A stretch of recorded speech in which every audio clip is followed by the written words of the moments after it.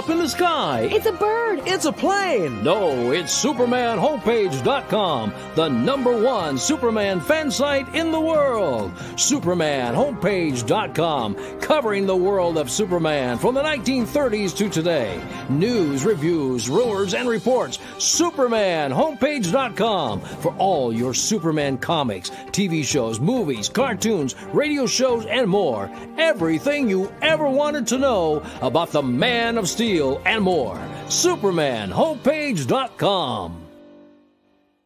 Thanks, Superman Homepage, for all the support over the years. I really appreciate it. I'm Matt Bomer. I'm the voice of Superman in Superman Unbound, and this is the Superman Homepage. Right here on Superman Homepage.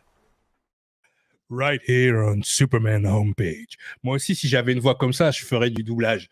Mais j'ai une voix de pupille asthmatique. Faut se le dire, les mecs. Mais bonjour à tous et bienvenue sur cette première de Superman Movies. Ah ouais, ça, on va y aller. On va parler de Superman. On va se faire tous les films un par un.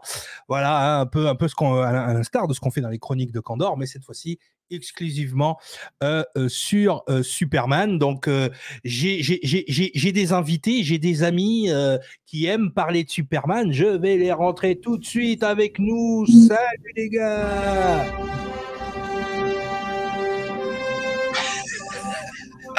On a tous eu le même réflexe, hein, je tiens à le dire. C'est là qu'on voit les psychopathes. Voilà. Mais oui, on represent the S. C'est ça, voilà. Alors, un casting de rêve aujourd'hui, j'ai envie de vous dire. Là, ça va parler. Et puis là, j'ai envie de vous dire, il n'y a que des gens qui savent de quoi ils parlent. Je dis ça, je dis rien. Bien sûr. 1932. Ah ouais, alors ça, oui, j'en ai entendu parler. Alors. C'est intolérable. Alors, je fais quoi? Je reste, je sors, je pars. C'est au cap de choisir. Hein, mais... Pour moi, tu restes dans le cœur. L'erreur est humaine. Non, là, c'était l'horreur est humaine. Pour ceux qui se demandent de quoi on parle, regardez le live anniversaire de Actu Ciné que je vais introduire tout de suite. Enfin, pas trop fort parce que c'est fragile. Il est fragile. Voilà. Mais en tout cas, il est là. C'est notre caution cinéma. Là. Attention les mecs. J'ai fait le casting comme il se doit. Hein. Attention. Donc on a notre caution cinéma. Actu Ciné. Bonjour. Bonjour à tous. Salut les copains, salut les amis. Merci Captain pour l'invite. Rare de participer justement sur Superman de 78 de Richard Donner. Ça va être cool. Ah oui, on va parler du premier film, effectivement. Ah ouais. Puis bon, là on a aussi des experts là en bas. Hein, c'est pour ça. Vous savez qu'en étant dans cette émission, vous devenez quelque part des lieutenants référents. Attention les mecs. Attention, mais c'est un honneur, Mais pas de conneries, hein. Je vous adoube. Lieutenant référent. Ah ouais, carrément, il y a le sound effect, il y a la totale. D'accord. Les pouvoirs qui me sont conférés. Nous sommes adoubés. Vous êtes adoubé chevalier de Kandor. Donc il est là, il est avec nous aussi. Vous le connaissez certainement sur la chaîne La Ligue des Nakama, NCK, grand fan de Superman, devant l'éternel. Hein. Devant l'éternel. Ah oui, c'est une chaîne où vous pouvez voir du contenu Superman. Rien que ça, les mecs, moi, ça me fait vibrer.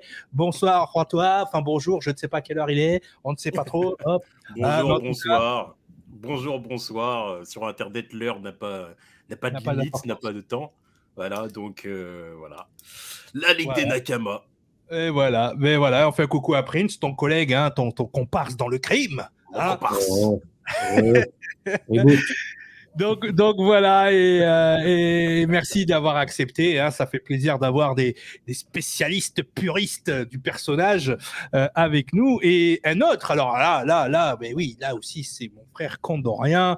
Hein, c'est notre ami que j'ai baptisé Moprel. Hein, Chevalier Moprel. Kryptonite argent. Le The Miko avec un Z, hein, The Miko, il est par là, jeune YouTuber. Hein, si vous n'êtes pas encore abonné à la Ligue des Nakama, vous vous abonnez. Si vous n'êtes pas encore abonné à Actu Ciné, vous vous abonnez à Actu Ciné. Et surtout, ce jeune YouTuber qui vient de commencer et qui nous a tous déjà dépassés. Enfoiré, hein. Notre cher Miko officiel. Miko, bonsoir, mes hommages, monsieur. Bonjour, bonsoir Captain, bonsoir la Ligue des Nakama, bonsoir Actu Ciné, bonsoir à vous, bonsoir tout le monde. Mais bonsoir. Ou bonjour. Ouais, bonjour. Bonsoir. Bonjour, bonsoir, si vous venez d'une autre vidéo. Mon Dieu, mon Dieu. En tout cas, les gars, mais on va se lancer dans le vif du sujet. Donc, comme vous le savez, cette rubrique est là pour parler. On va faire une revue d'effectifs des films autour de l'Homme d'Acier. Donc, on a un peu triché. On n'a pas commencé vraiment par le premier film. On fera les films des années 40 et 50 en dernier. Parce qu'effectivement, voilà, on va aller sur quelque chose de plus contemporain. Hein, on va pas perdre les auditeurs tout de suite. Hein, surtout que les autres films, voilà, il y a de quoi dire, mais on les fera tous d'un coup dans une seule et même émission.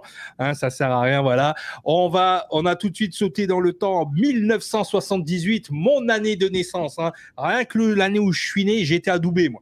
Directement. Je veux dire, bon, j'avoue, je n'ai pas vu le film en 78. Hein. Mon père l'a vu, mais pas moi.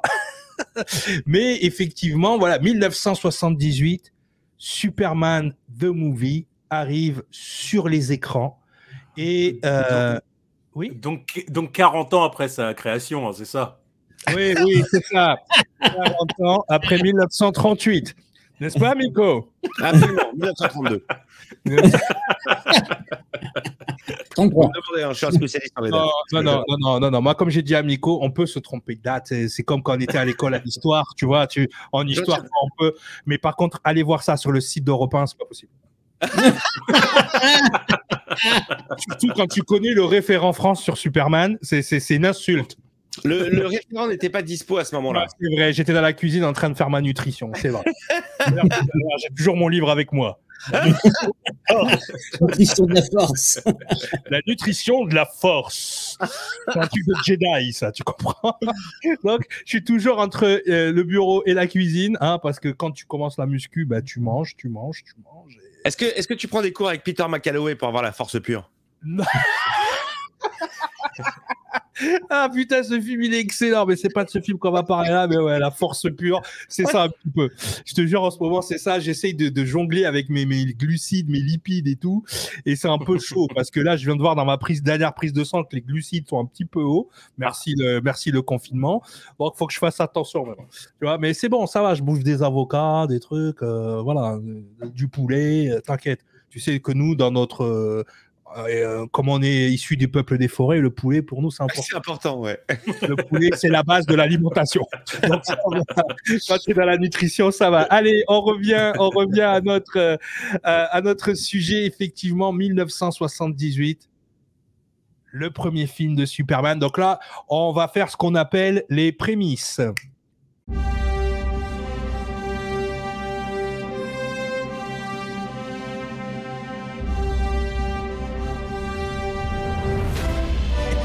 Donc, les prémices du film, on va discuter un petit peu de... Alors, on va vulgariser, hein, on va pas rentrer dans tous les détails non plus, mais c'est vrai que y a quelques noms qui vont apparaître à la création de ce film dans donc la famille Salkind. D'accord, qui sont les père et fils, père et fils, tout à fait, une famille de juifs polonais, n'est-ce pas? Encore eux, ils sont partout. Mais c'est eux qui ont créé Superman, qu'est-ce que tu veux? Donc à un moment donné, ah bah bravo. Ah ben bravo, Psartek, qu'est-ce qui se passe? Alors voilà, donc la famille Salkind décide d'amener Superman à l'écran. Et donc là, ils vont rentrer dans une espèce d'entreprise titanesque. Puisque ce film-là va mettre énormément de temps et d'énergie à se mettre en place. En même temps, un film comme ça n'a jamais été fait avant.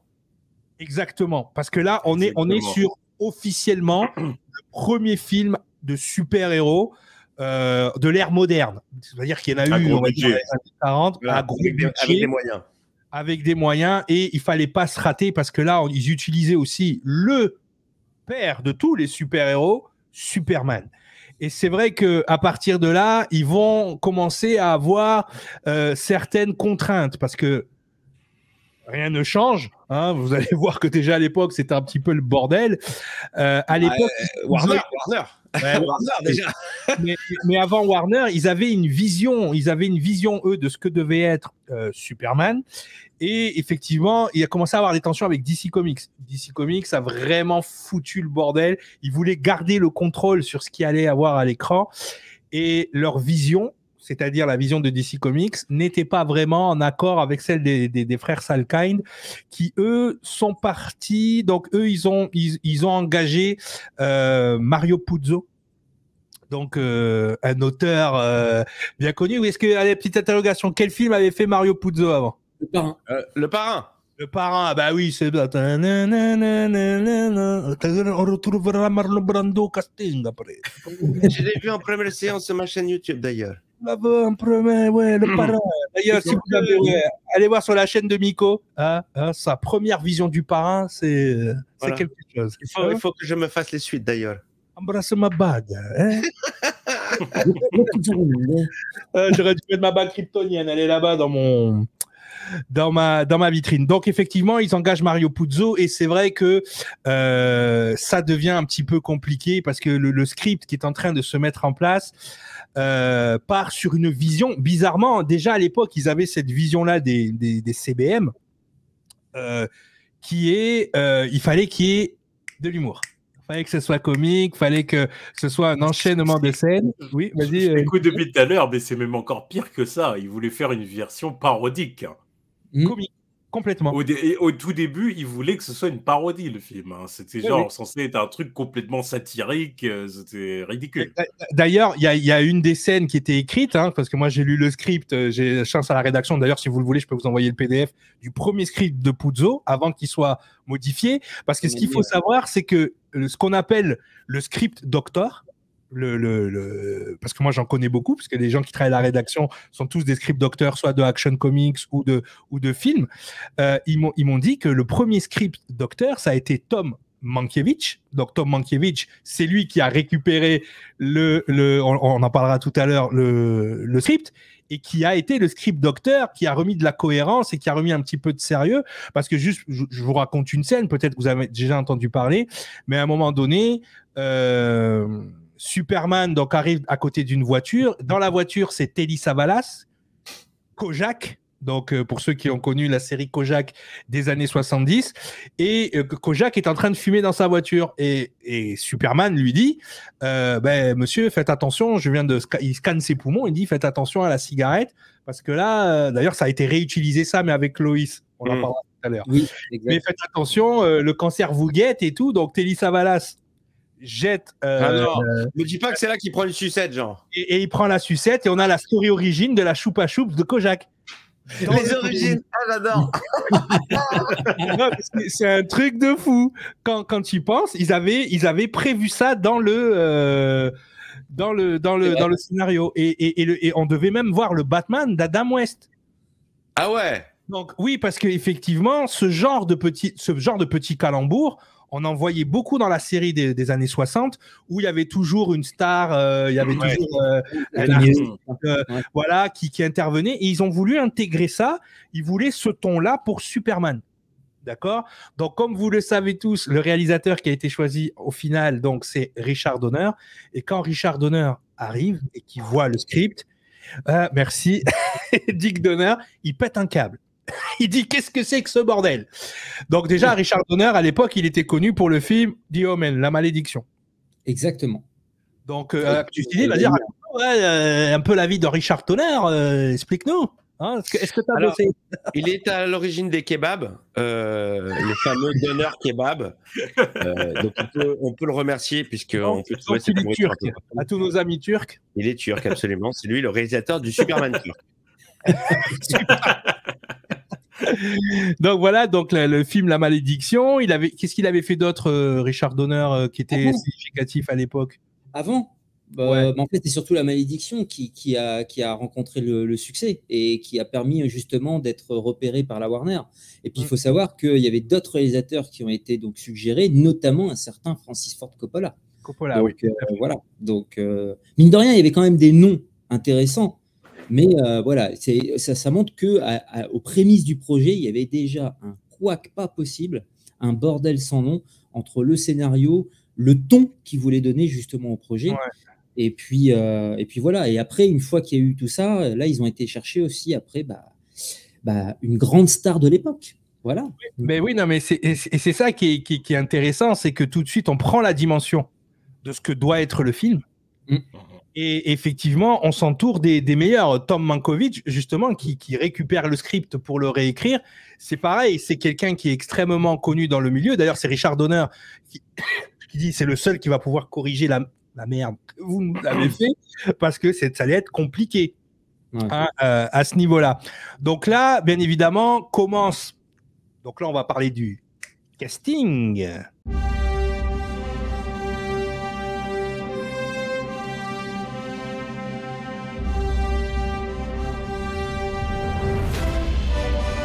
Donc là commence le casting et donc à partir de ce moment-là, il faut caster Kal-El, il faut caster Superman. Et là, une liste de noms incroyable commence à arriver, un grand n'importe quoi. Il y a de tout, il y a à boire et à manger dans ce casting. Bah oui. Au début, il y avait Paul Newman, Clint Eastwood, Sylvester Stallone. Tout le monde y est passé. Tout le monde y est passé. James Caan, d'ailleurs, James Caan, il a dit hors de question que je me mette en collant. Il dit il va rien savoir. Il y avait quand même dans le rôle titre Al Pacino. Allô.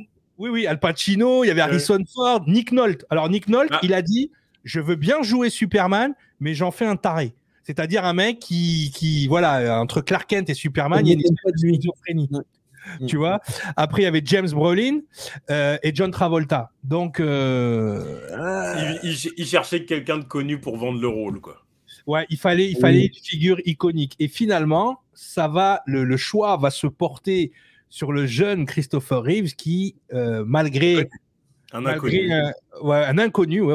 sa déficience physique pour le début, parce que quand on voit les images des castings, j'en mettrai à l'antenne. Il n'a pas encore le corps d'un Superman, il a plutôt le corps d'un Pattinson, on va dire les choses comme il se doit. Oh, ça ne se fait pas. Monsieur, faut partir, faut partir. Allez.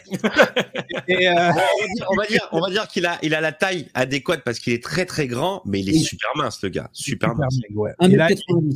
Et là, il va faire un travail de titan. De gueule, c'est lui, quoi. C'est super mal. Et son visage, il est troublant. D'ailleurs, je me rappelle plus du nom de la dame qui castait, je le mettrai à l'antenne.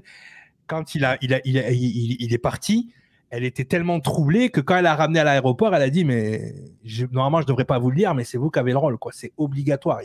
Le charisme, la présence, le regard, le sourire. Le gars, il avait tout, quoi. C'est le meilleur choix. Alors aujourd'hui, on dit c'est le meilleur choix possible parce qu'on est des fans. Oui, bien sûr. Mais quand tu regardes la tête du comics, c'est lui. C'est lui, quoi. C'est lui. Il a les yeux bleus. Il n'y a même pas besoin de mettre de lentilles. Il a la tête, quoi. Il a la tête. Et c'est marrant. C'est plutôt marrant d'amener Superman à l'aéroport, quoi. Excuse-moi, tu peux pas voler ? Non, je ne peux pas voler. J'ai piscine. Il faut rappeler que à l'époque, on est dans les prémices aussi des conditions physiques de films, etc. On est en 78. On n'est pas encore dans la période 80 ou avec les Schwarzenegger, les Stallone qui vont arriver ensuite. Et donc, il a quand même subi un entraînement ultra intense. Drastique. Est-ce que vous savez avec qui d'ailleurs ? Oui, bien sûr. Toi, tu le sais. Avec Dark Vador. Exactement, David Pro. Ouais. David Pro. Mais qui est très grand aussi, hein, d'ailleurs. Hein, aussi, mais en fait, c'est des masses. Hein, il fait la voix, il fait pas la voix, il fait le physique. Le doubleur, le physique de Dark Vador.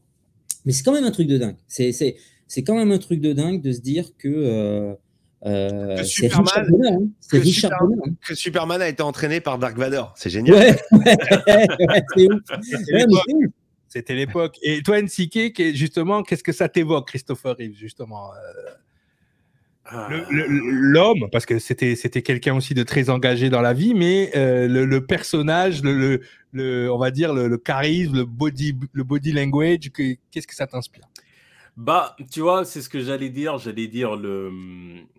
Toi, les préparations physiques à l'époque n'étaient pas aussi intenses que celles de maintenant. Maintenant, quand tu vois un Henry Cavill de base qui n'était pas non plus une masse, tu vois, qui au final, il finit stock comme un buff. À l'époque, on n'en était pas encore là.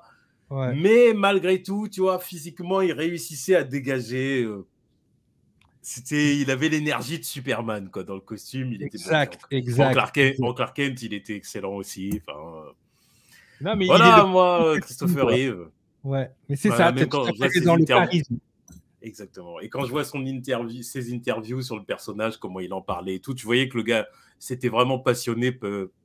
Il était passionné par le personnage au final. Donc, il avait ce côté vraiment avec le personnage quasi fusionnel. Il avait une idée de ce que devait être Superman. Ouais. Et il a apporté de sa personnalité dans Superman, parce que moi j'ai lu beaucoup sur sa vie, sur comment il voyait les choses, même comment il a pris le lead. On le verra dans les prochains films, et comment il a pris le lead sur les autres films. Et c'est vrai que il représentait Superman dans son énergie. C'est-à-dire que même s'il n'avait pas exactement la musculature, le body du comics, même s'il n'en était pas très très loin, on va pas se mentir, parce qu'à l'époque, même dans le dessin, les muscles n'étaient pas définis comme ils ont pu l'être aujourd'hui avec des Jim Lee ou des trucs comme ça. À l'époque, ce qu'il faut savoir, c'est que le Superman qui est iconisé à l'écran, c'est celui du Silver Age, c'est celui de Kurt Swan. Donc c'est un Superman on voit qui est massif, mais qui est pas plus que ça. Et puis cette taille en V qu'avait Christopher Reeves, un peu à l'instar d'un Tarzan ou de quelqu'un de la natation, visuellement ça faisait truc. Puis il avait un charisme extraordinaire. C'est pas le petit Miko qui est en bas de moi qui dira le contraire, puisque lui, c'est avec ça qu'il a connu Superman. C'est surtout qu'il y avait, quand tu voyais dans son jeu, il y avait une vraie différence entre la façon dont il se comportait en Superman et en Clark Kent. Tu voyais une vraie différence de posture, notamment le moment où il est chez Héloïse et qu'il retire ses lunettes. Tu vois qu'il se redresse. Putain, le mec, il gagne, je sais pas, 5 cm. Tu dis, putain, et même avec et sans lunettes, il a pas la même gueule, je suis désolé. Exactement, il a un carré, et quand il se lève, qu'il bombe le temps, il devient Superman visuellement. C'est direct. Violent, même s'il n'a pas le costume, quoi. Et par contre, quand il a Clark Kent, il est comme ça, il arrive à trouver ce côté goofy. C'est un côté goofy qui a très bien été utilisé dans NCK, rectifie-moi si je me trompe, mais dans Superman All-Star, il me semble. C'est dans Superman All-Star, effectivement. Où on le voit, il est vraiment avachi, il est comme ça. Ils ont utilisé le même Clark Kent. Oui. Ils ont utilisé ce Clark Kent. Et c'est vrai que, comme tu viens de très bien le dire, Miko, il y a un body language qui change, il y a un aura qui change. Il a su masteriser ça. C'est-à-dire masteriser le côté un peu qu'on retrouvait dans les émissions de radio avec Buddy Coiler. Quand Buddy Coiler changeait sa voix, là, il le faisait visuellement, quoi. C'est-à-dire que, et si tu veux, il répondait souvent à la question, mais comment ça se fait qu'on ne le reconnaît pas avec ses lunettes? Mais déjà, tu te dis pas que le gars qui travaille avec toi dans un journal, ça peut être Superman, et que ce gars-là qui est tout emprunté, ça peut être Superman. Lunettes, pas lunettes. Tu vois, ton cerveau, à un moment donné, il va déconnecter. Mais en tout cas, voilà. Donc, pour vous, un meilleur casting possible, surtout à cette époque. Il est arrivé et il a charmé tout le monde sur le plateau. Il a charmé même, justement, on va parler du deuxième casting qui est Margot Kidder, donc en Lois Lane. Donc, NCK, justement, qu'est-ce que tu as pensé de ce casting? Pour toi, est-ce qu'elle représentait bien Lois Lane, déjà? Je dirais que oui, elle représentait bien Lois Lane pour l'époque.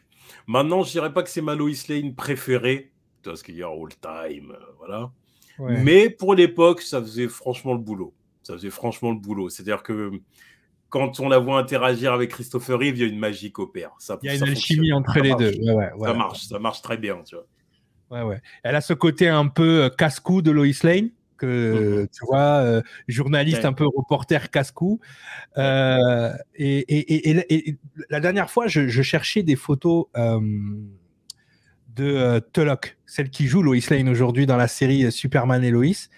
Et j'ai été choqué. La ressemblance.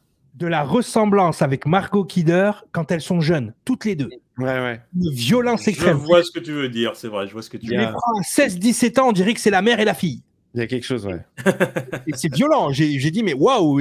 Alors qu'au début, c'est Sandra Tulloch, qu'elle s'appelle? Non, c'est Sandra Bullock, et c'est Tulloch. Et c'est Elizabeth Tulloch. Elizabeth Tulloch, voilà. Au début, quand j'ai vu le casting, j'ai fait, ah non. Et en fait, elle joue une super Lois dans la série. Donc, et elle ressemble énormément à Margot Kidder. Toi, David, qu'est-ce que tu en penses de Margot Kidder? Bah, écoute, première entrée en matière du personnage au cinéma. Moi, j'ai adoré. Pour moi, là où en fait, ça fait partie du ton et de la façon de jouer l'acting à l'époque. Tu sais, quand par exemple, elle est dans son appartement avec sa cigarette, tu sais, elle est là et elle discute avec... et en fait, elle a des espèces d'absences de temps en temps. Tu sais, elle est là, fait... tu sais, des choses comme ça. Elle a un côté de génie. C'est ça, voilà. Et des choses qu'aujourd'hui, en fait, dans les interactions, il y a plus, parce qu'on est dans un acting moderne, on est dans autre chose, mais ça fait aussi la magie qui, je trouvais, qui est opérée par rapport justement au dialogue, tu vois, avec le personnage. Donc, effectivement, elle avait une fragilité qui compensait la force de Superman et en fait, ils devenaient complémentaires tous les deux. Elle a une super énergie. Voilà, une belle énergie. Une super énergie de la journaliste Lois Lane avec un tempérament vraiment, tu vois, qui se laisse pas marcher sur les pieds. Et ça marchait vraiment très, très bien. Donc, que ça soit avec Lois, mais que ça soit même avec... Perry White, avec tout le monde. Hein. Donc, et un brin méprisante. Et un brin dédaignante. C'est vrai. Tout le temps. Complètement. Tout le temps. Miko, toi? Moi, bien sûr que j'adore Margot Kidder, puisque pour moi, c'est la première incarnation de Lois Lane au cinéma. Je dois dire que je la préfère nettement dans Superman 1 que dans le 2, où dans le 2, elle est beaucoup plus triste, beaucoup plus dépressive. On la voit plein de fois en train de pleurer. Et en plus, elle n'a pas vraiment la même tête, vu que il y a eu des reshoots, puisque le film a été repris par un autre acteur. Donc, tu vois, il y a clairement un changement de visage et de coiffure. Mais dans le premier, je la trouve hyper solaire, hyper faux-folle, rigolote, sympathique. Et la première scène de sauvetage dans l'hélicoptère, c'est une scène qui me donne encore des frissons. Ah oui, le fameux je vous tiens, mais oui, mais vous, on va en parler. On va faire un débat des scènes, mais c'est vrai que cette montée en pression, franchement, ça fonctionne à mort, quoi. Ouais, j'adore. Elle était très très forte. Et c'est vrai, on en parlera quand on fera le Superman the Movie 2, parce qu'on parlera dans cette émission-là aussi du Donner Cut. On fera le 2 plus le Donner Cut. Ouais. Et c'est vrai que il paraît, enfin, c'est quand Richard Donner a été démis de ses fonctions, elle est partie en dépression, carrément. Mais vraiment pas bien. Ça se voit, hein. Franchement, physiquement, ça se voit. Elle est beaucoup plus maigrichonne. Elle était triste. Et c'est Christopher Reeves qui l'a remontée parce qu'elle était vraiment pas bien. Donc ça se voyait un peu à l'instar de ce qui s'est passé avec Ben Affleck et Gal Gadot quand comment il s'appelle, quand Zack Snyder est parti. Pareil, hein, ils ont sombré les deux. Hein. Elle et lui. Donc, ça, on en reparlera. En tout cas, voilà. Et ensuite, on va passer au gros casting, parce que bien évidemment, qui dit gros film, dit énorme star. Marlon. Voilà, le Marlon Brando qui va nous jouer en Jor-El. En Jor-El, j'ai envie de dire en Jor-El divin. Hein, c'est Dieu le Père dans ce, il est biblique ce Jor-El. Hein, et il faut savoir qu'il avait demandé un paquet de pognon à l'époque pour apparaître dans la ça oui. Film, quoi. Ça il en a réclamé de l'argent. C'était le plus gros salaire. Il faut savoir que Christopher Reeve n'a touché que $250 000 de salaire pour Superman 1. Alors que c'est la tête d'affiche, quoi. C'est lui le héros. Et Marlon Brando, je ne sais plus à combien de millions, 4 millions. 4 millions pour 10 minutes. Et il n'apprenait pas son texte. Ce que vous devez savoir, c'est que dans la scène où il change la couche, le linge de Kal-El, son texte est écrit sur le linge. Ah, c'est génial. Et il change le texte constamment. Les trucs bibliques là de Jor-El, c'est lui. Il pétait des câbles. Il allait voir Richard Donner et il disait, tiens, tu devrais... En fait, ma scène, elle devrait être comme ça. Et Richard Donner, il fait, non, c'est parce que... On l'a fait comme tu veux et on l'a fait comme je veux. Et à la fin, il gardait ce que Marlon Brando voulait. Hein, Marlon Brando. Donc voilà. Donc toi, Nico, qu'est-ce que tu as pensé de ce Jor-El? Tu as fait cette figure Papa Noël un petit peu paternelle. Qu'est-ce que tu en as pensé? Ntik, qu'est-ce que tu as pensé de... Oui. J'ai cru que tu avais dit Miko. C'est pour ça. Pardon. Alors, Jor-El. Alors, déjà, Marlon Brando, évidemment, la grande classe. Hein. La grande classe, quand on le voit dès les premières scènes, avec sa coupe de cheveux et tout, il y a quelque chose, que tu te dis, mais... Et puis, il a la boucle. Eh oui, exactement. Il a le S dans les cheveux. Exactement. Les cheveux. Tout est fait pour que tu comprennes que c'est le père, quoi. C'est clair. Il y a de la génétique, voilà. Les cheveux boucles. Devant. Alors, du coup, vraiment la grande classe. Vraiment... J'ai rien à dire sur lui, en fait. Vraiment, tant qu'il était classe, bon, il avait un côté un peu diva, du coup, sur le plateau. Hein, bon, voilà. Mais bon, après tout, c'était un acteur ultra connu. Il avait des exigences, bon, admettons. Ouais. Mais voilà, après, bon, le personnage de Jor-El en lui-même, moi, j'en ai dit plusieurs fois ce que j'en pensais, mais j'ai un peu de mal, mais bon, admettons. Pour l'époque, franchement, ça fonctionnait. Voilà, il fallait l'iconiser à l'écran. Voilà, c'était accurate avec le comic. C'est vrai que la story origine, le départ, on en parlera tout à l'heure quand on parlera des scènes, mais elle est respectée. Ce Jor-El-là est respecté avec une Lara à côté de lui, complètement soumise et insignifiante, mais elle est là. Ouais, c'est un de mes problèmes, mais bon, bref. Voilà, magnifique. Ça, c'est beau, ça. C'est le Silver Age. Bien. J'aime beaucoup ça. C'est le Silver Age, c'est magnifique. Oui, c'est magnifique ça. Bébé avant de partir. Oh là là, ça c'est The Scène. Ça, c'est magnifique ça, j'ai envie de l'acheter. Oui. Du coup, si tu regardes son étagère, tu fais. Merde. Tu appelles Cofidis. Allô?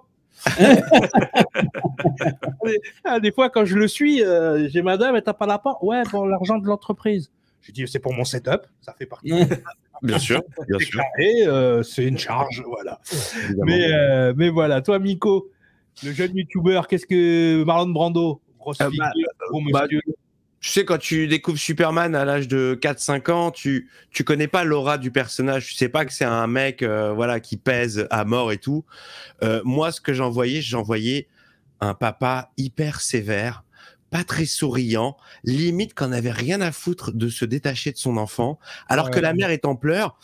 Déjà petit, je sentais... Alors, je savais pas que le mec s'en battait les couilles et qu'il lisait les textes sur les fesses du gamin, mais je sentais déjà qu'il y avait un espèce de détachement, genre putain, il sait qu'il va mourir, il sait qu'il se sépare de son fils, mais il s'en bat pas plus les couilles que ça, et voilà, c'est pas très grave. Très détaché, le père. Il y a un côté très austère, hein, on en parlera tout à l'heure. Franchement, ouais. Et je le trouvais sévère, quoi. Tu vois, je le trouvais dur. Toi, David, Marlon Brando, j'ai dit, papa, tu lui mets de la barbe, on dirait le Papa Noël. Moi, Non, mais Nico, ce qu'il dit, c'est très juste. C'est vrai qu'on a un peu quand on le voit quand on est gamin. Je dis bien quand on le voit quand on est gamin. Après, quand on le revoit avec un œil d'adulte, etc., quand on le voit en VO, en plus, il y a quand même cette aura vocale, tu vois, cette présence, tu vois, avec... alors, il est assez rigide, tu vois, il est assez stoïque, etc., mais... oui, en tout cas, c'est assez fidèle. C'est assez fidèle. Et pour le coup, je pense que c'est surtout un record, encore aujourd'hui, d'incarnation d'un personnage, même en termes de 4 millions pour 10 minutes. Moi, je vous donne... citez-moi aujourd'hui, je pense qu'il y a n'importe quel acteur ici pour 10 minutes pour 4 millions. Hein. Enfin, oui, mais on en parlera pour Superman Returns, mais il y avait même plein de choses qui n'avaient pas été utilisées. Ils les ont rentabilisées en 2006. Tu vois, donc c'est chaud quand même. Mais non, mais on est d'accord, mais le fait d'avoir au casting, t'imagines, tu annonces ton film. C'est marketing aussi. Marlon Brando. Les gens, vas-y, tu sais, ils étaient vendus juste là. Déjà, ça fait la différence. T'annonces Marlon Brando dans ton film. Bon, il n'a pas la même gueule, il n'a pas le même poids. Là, on peut te considérer comme quelqu'un de sérieux et un projet sérieux. Bien sûr. Oui, ça a mené, mais de toute façon, les films d'Hollywood fonctionnaient comme ça à l'époque. Aujourd'hui, c'est moins le cas. Mais il te fallait vraiment une vraie tête d'affiche, même s'il était là pour 4 minutes, il était là. C'était la caution. C'est pour ça qu'ils étaient prêts à payer. Ils se sont dit, bon, de toute façon, ça va nous permettre de rentabiliser. Allez, on fout les 4 millions. Et puis, c'est Superman. Tu vois, voilà. Mais à l'époque, ils avaient fait la même chose pour Gremlins. On est quasiment dans les mêmes années. Pour Gremlins, ils avaient mis Spielberg. Tu vois, Spielberg présente Gremlins. Alors que Spielberg, il est juste là en tant que producteur. Et pourtant, on le met en tant que réalisateur quelque part, tu vois. Donc, il y a ce côté. D'ailleurs, la fiche de Gremlins n'a pas de vedette. C'est le Gremlins. C'est ça, voilà. Après, là, c'était pour un autre truc. C'était parce que le ton du film faisait peur au studio. Mais sinon, voilà, là, il fallait vendre un projet qui, on le rappelle, on l'avait dit en début de vidéo, dès le départ, c'était quand même un peu compliqué d'avoir les droits, les scénarios qui ont été refistolés à droite et à gauche. Enfin, voilà, c'était un peu compliqué. C'est vrai, c'est vrai. Et deuxième grande, immense star aussi de l'époque, Gene Hackman dans le rôle de Lex Luthor. Évidemment. Ça a été le deuxième argument. Ah oui, clairement. Après Marlon Brando, c'était Gene Hackman. Ah oui, voilà, mais Gene Hackman, alors pour ceux qui, à l'époque, la figure de Gene Hackman était connue de tous, et surtout, Gene Hackman, c'était la moustache. C'était le magnum de l'époque. C'est-à-dire que Gene Hackman est égal moustache. Et là, il y a une anecdote de fou. C'est que Richard Donner négocie avec Gene Hackman donc déjà le contrat, et Gene Hackman lui dit, ouais, mais je joue Lex Luthor, mais je garde la moustache. Ça va pas le faire. Il dit non, il faut absolument que tu rases la moustache. Il dit non, tu rases pas la moustache. Et Richard Donner, il fait, écoute, si tu rases ta moustache, je rase la mienne. Et donc Gene Hackman, il fait aller chiche, parce qu'ils ont déliré, tu vois, tous les deux. Il dit allez chiche, je rase ma moustache. Et en fait, ils arrivent sur le plateau, donc Gene Hackman sans moustache et compagnie. Et là, il se rend compte qu'en fait, en voyant la tête de Richard Donner, parce qu'il le connaissait pas très très bien non plus, il dit mais ce gars-là n'a jamais porté de moustache en fait. il lui a mis une merguez. Et là, voilà. Et donc du coup, c'est resté. Donc pareil pour les cheveux, parce que c'est vrai qu'un Lex Luthor chauve, il a fallu qu'il porte un crâne de chauve. Un crâne de chauve, une prothèse par-dessus, parce qu'il voulait pas raser ses cheveux, il voulait pas faire Lex Luthor. Pourtant, quand il est en Lex Luthor crâne rasé, je trouve qu'il a plus de charisme qu'avec ses cheveux, où en fait, il mimétise le fait qu'il a des perruques un peu partout dans le film, alors que ça aurait été plus simple de se raser la tête et de mettre des perruques. En tout cas, bref, c'était un peu compliqué. Mais justement, toi, NCK, Gene Hackman, son rôle, son Lex Luthor, comment tu l'as perçu? Alors, le Lex Luthor de Gene Hackman, j'en suis pas spécialement fan, parce que pour moi, c'est vraiment le Lex Luthor Silver Age, un peu rigolo. On est encore dans le Silver Age à l'époque. Oui, non, mais je suis d'accord, donc c'est pour ça, tu vois. Je juge un peu le truc avec les lunettes de maintenant, c'est un peu débile. Mais voilà, je veux dire, mais à côté de... Comment dire? Vous, c'est pas mon préféré non plus. Hein. C'est pas mon préféré de Lex Luthor préféré. Il était sympathique. Mais quelque part, on te montrait quand même le côté un peu cultivé du gars. Un peu génie, un peu foufou. Tu vois, voilà, il y avait un petit côté savant fou sympathique. Bon, qui marchait bien. C'est ça. Et puis, je suis pas fan. Pour la touche humoristique que les Salkind voulaient absolument pour le film, il avait ce ton, même quand il est sérieux, il te fait à moitié rire. Tu vois, Gene Hackman, c'est un super comédien de ce côté-là, mais je suis d'accord avec toi. C'est un méchant sympathique, tu vois. C'était un peu l'idée. C'est l'esprit, tu vois, c'est l'agent immobilier. Là, on est sur le Superman businessman. On n'est pas encore sur le Superman, le Lex Luthor businessman. On n'est pas sur le Lex Luthor scientifique. On est sur l'homme d'affaires, tu vois. Et c'est vrai que ça va, bizarrement, ce Lex Luthor va influencer plus tard donc John Byrne pour son Lex Luthor. C'est-à-dire que dans le Silver Age, Lex Luthor est un scientifique. D'accord. Et là, le côté scientifique, on va pas le voir tout de suite dans les films, on va le voir un peu plus tard. Mais il a ce côté homme d'affaires, un peu génie du mal, hein, un peu fou mégalo, un peu complètement perché. Et Gene Hackman était la personne parfaite pour jouer ce mégalo, de la même manière que, comment il s'appelle, le Joker de Burton. Jack Nicholson était parfait pour ce Joker-là. Donc, pour moi, c'est à peu près le même niveau de casting. Miko, toi, qu'est-ce que tu en as pensé? Bah, moi, j'adore ce personnage complètement excentrique, qui fait des vannes, comme tu dis, à des moments sérieux. C'est le mec oui, t'as raison, c'est lui qui amène l'humour. Quand t'as Superman qui arrive dans son repère et qui défonce la porte et qui lui fait « C'est ouvert, Superman !» Et qu'après, il lui dit alors, la grande force aussi, en français, c'est la voix de Francis Lax qui lui colle. Ah bah oui, exactement. Et qui amène cette légèreté. Et quand il lui dit, par exemple, mes avocats se mettront en relation avec les tiens pour la réparation de la cloison. Moi, j'adore ce personnage hyper coloré, hyper fantaisiste et qui amène de l'humour d'ailleurs. Dédicace. Il a fallu à ce handicapé moteur Ah, il est là. 3 ans dans une fusée spatiale pour atteindre la le Terre. préféré. La Ligue de avec sa kryptonite. Avec la kryptonite et la chaîne. Oh là là là. L'esprit triomphe du muscle. Ouais, on en parlera de son esprit qui triomphe du muscle parce qu'il est quand même très génie, hein, ce Lex Luthor. Il devine des trucs, c'est un peu incohérent dans le script. Mais je pense que ça, c'est quand tu fais trop de modifications de script, des fois, tu oublies des incohérences.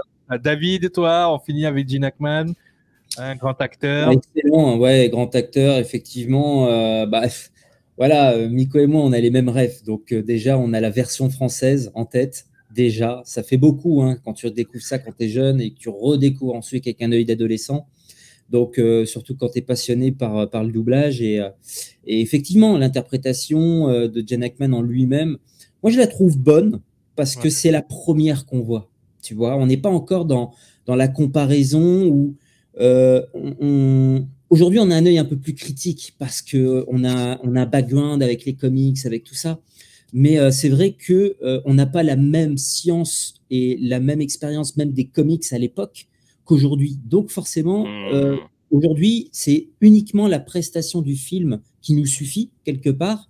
Et soit on s'en fait une bonne interprétation ou pas, ça, libre à chacun d'avoir son avis. Mais en tout cas, moi, je l'ai trouvé excellent, vraiment. Voilà. Après, avec le recul, il y a eu, voilà, après il y a autre chose, forcément, il y a eu plusieurs incarnations. Mais moi, je le trouve excellent dans ceux de Richard Donner. Voilà. Ouais. C'est vrai que ce que tu dis par rapport aux comics aussi, c'est vrai que il y a eu une lecture scolaire des comics pour vraiment amener un maximum de choses à l'écran. Il y a des choses qui n'étaient pas possibles parce qu'il faut savoir que le Superman du Silver Age, il est tellement cheaté de pouvoir qu'il y avait des choses qui n'auraient pas été possibles de mettre à l'écran. C'est ça. Justement, ça va inspirer John Byrne pour son Man of Steel de 86. Justement, donc 8 ans plus tard, justement pour downgrade un peu les pouvoirs de Superman, il va s'inspirer du Superman de Donner et c'est là que ça a eu quand même on va dire une bonne influence sur le comics. C'est-à-dire qu'il y a eu un échange entre le comics et le film parce que le film a réussi, que ce soit le 1 et le 2, ils ont réussi à attirer le grand public, à relancer les lectures de comics. Mais c'est vrai que comme tu l'as dit tout à l'heure, aujourd'hui on a un regard sur Superman, il a évolué, il est mort, il a fait 50 000 trucs. Donc c'est vrai que regarder ce film avec ce qu'on sait maintenant, c'est pareil quoi. Mais tu vois, tout à l'heure il le disait, Nsiki, je trouve pas ça débile de le regarder avec les yeux de maintenant parce que même au contraire, avec les yeux de maintenant, ça en reste quand même quelque chose qui respecte l'essence du personnage, qui respecte. Après, tu peux dire j'aime ou j'aime pas, ça c'est pas un souci. Mais comme tu dis, c'est pas si débile parce qu'au contraire, ça nous permet de voir qu'il y a un respect du personnage. Tu vois qu'à l'époque, on respectait le personnage. Heureusement que Donner est arrivé parce que ce que voulaient faire les Salkind, c'était un peu compliqué. Oui, David. Ouais, je voulais rajouter aussi que effectivement, c'est encore une fois en 78, c'est Superman qui remet un coup de boost dans les ventes de comics déjà à l'époque. Voilà. Comme chez Marvel, il y a eu le tour quand ils ont lancé en fait Marvel Studios, c'est-à-dire que Marvel était en bas de l'équation. Fermé. Voilà, fermé. Hein, il tirait le rideau. Merci, au revoir. Et donc quelque part, heureusement que le 7e art apporte aussi sa pierre à l'édifice pour dire de remonter la pente et de redonner un peu d'intérêt. De toute façon, le cinéma, c'est le nerf de la guerre. Hein. Si tu veux populariser un personnage de papier, le cinéma, c'est le nerf de la guerre. Moi, j'apporterai une nuance quand il respecte le personnage. Oui. Bien sûr. Mais c'est pas forcément, hein. Malheureusement, pas forcément. Hein. Des fois, ils respectent pas beaucoup et pourtant ça passe. Le comic s'empathie après, tu vois. Donc, c'est ça que je suis d'accord. Mais c'est bien, c'est un juste retour des choses, tu vois. Tu prends un comics, t'adaptes un film, le film marche, il relance les comics du coup, ça fait la boucle. C'est une bonne synergie. Il y a une bonne synergie entre les deux, ce qu'il n'y a plus aujourd'hui. Le monde du comics est en train de mourir. Parce qu'il n'y a plus cette synergie. Le cinéma est devenu un ogre par rapport à l'époque. À l'époque, on commençait à... Je crois que le film, il a coûté 10 millions ou 11 millions. C'était énorme déjà pour l'époque. Et il en a rapporté 300 millions. T'imagines les plus-values qu'il faisait. C'est un truc de fou. Donc aujourd'hui, c'est devenu un ogre Hollywood. Mais à l'époque, ça commençait là, les films hollywoodiens à vraiment percer à un super niveau. Donc ouais, mais je suis d'accord avec vous là-dessus. Allez, on va passer à la partie où on va décrypter le film. Donc on va prendre les scènes principales. On va pas faire scène par scène, parce que sinon on en a pour 5 heures. Mais oui. La musique. Ah ben on va en parler, t'inquiète, c'est prévu. C'est prévu. On va le mélanger justement avec la partie scène parce que effectivement, on va prendre le film dès le départ. Donc le film commence. Alors là, vous le voyez pas, mais ça commence un peu comme le fond de notre background là-bas. En fait, c'est que le fond de notre background, c'est bien ce que je viens de dire. Le fond de l'image derrière nous, là, c'est génial. J'adore quand je fais des trucs comme ça. J'adore. N'hésitez pas à me flageller quand je fais des conneries comme ça, les gars. Ça va, ah ouais, le mec, le mec. Ça arrive à tout le monde. Ma nièce, elle m'en a fait une magnifique la semaine dernière. Elle m'a dit c'est le début qui commence. donc, dédicace à ta nièce dans le début qui commence.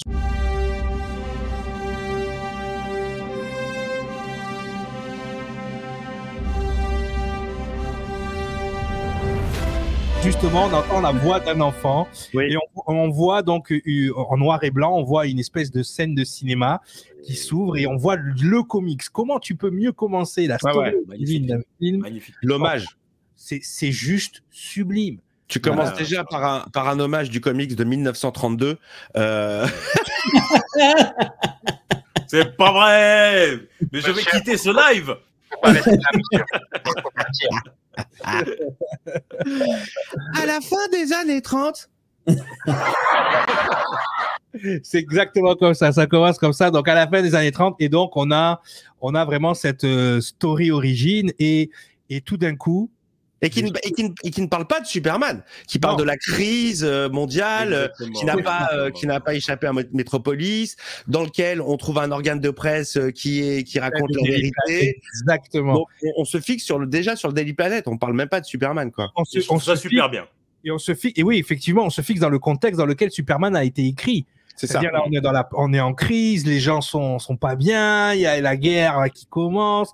Enfin, franchement, on est dans un marasme et justement le fait de replonger les gens dans ce contexte explique aussi pourquoi Superman a été créé. On le sait tous, on porte tous le S de l'espoir sur le torse, mais pour amener cet espoir aux gens, cette lumière. Alors il y en a une fois, je lui fais un bisou de ma commu, il dit ouais mais S, c'est S pour espoir. Je dis non, espoir ça commence par un E. Pas par un S. Mais moi je croyais que c'était deux poissons. Deux poissons jaunes, tu vois, qui se. Ouais, je crois 69. Et ouais, S comme espoir. Non, ça veut dire hope. Hope en anglais, c'est H. Tu vois, à la limite. Bon, enfin, bref.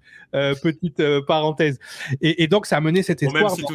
Même si tout ça, c'est arrivé que dans Birthright. Oui, tout à fait. C'est vrai. Merci de nous. Vous voyez, c'est ça d'avoir des spécialistes, les mecs. Écoute, on a tous les sens. On a la balle de bon. Moi, je kiffe. Il y a du level. Il y a de level. Donc voilà. Donc on arrive et donc après cette scène, qu'est-ce qui arrive? Tout de suite, tu as le rideau qui s'ouvre. Le noir et blanc laisse place à la couleur et tu as un titre comme ça qui t'arrive en pleine gueule. Solheim Presents. Ah ouais, et là, une écriture. Et là, ça monte avec la musique de John Williams. Alors, pour certains, David, c'est aussi la caution musique, du coup.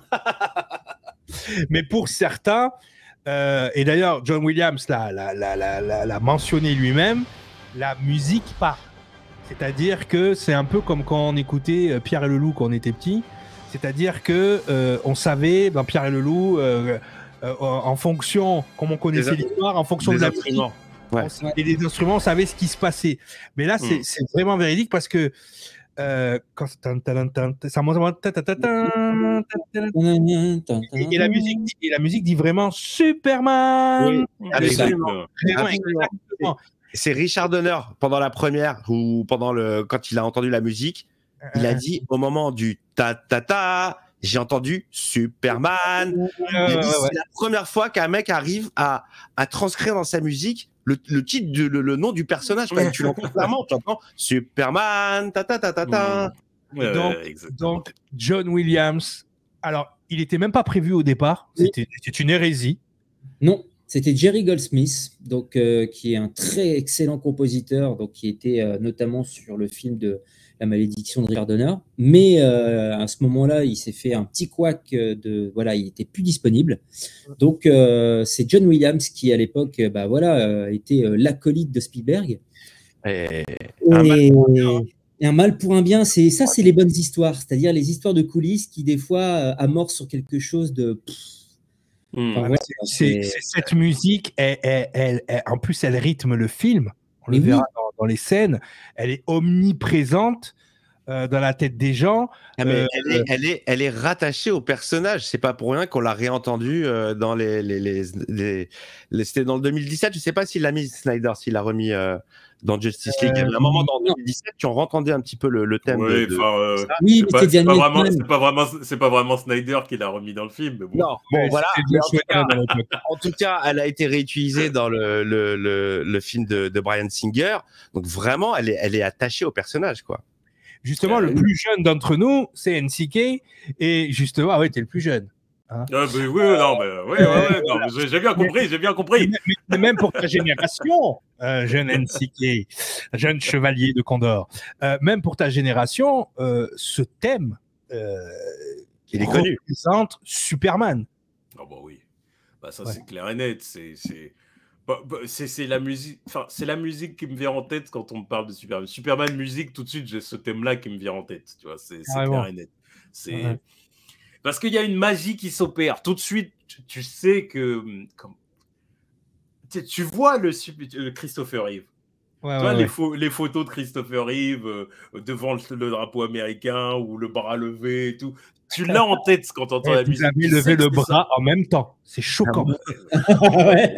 C'est ça. Un boys band. Vous verrez le replay. Les gars, ils ont fait ça. J'étais choqué. J'ai dit, non, mais qu'est-ce qui se passe? Alors, mais vous êtes connectés là. Il se passe quelque chose. Il se passe un truc. Mais c'est ça. C'est ça le truc. Donc, il y a une magie qui opère. Il y a quelque chose qui marche, qui fonctionne et ça te vend le truc. Et tout de suite, je pense que les gens, en fait, à l'époque, après, je sais pas, j'étais pas dans les salles de cinéma à l'époque, mais je pense que quand ils ont entendu le thème pour la première fois dans les salles de cinéma, tout de suite, ça a dû les prendre, tu vois. On est dedans, tu vois. Ok, d'accord.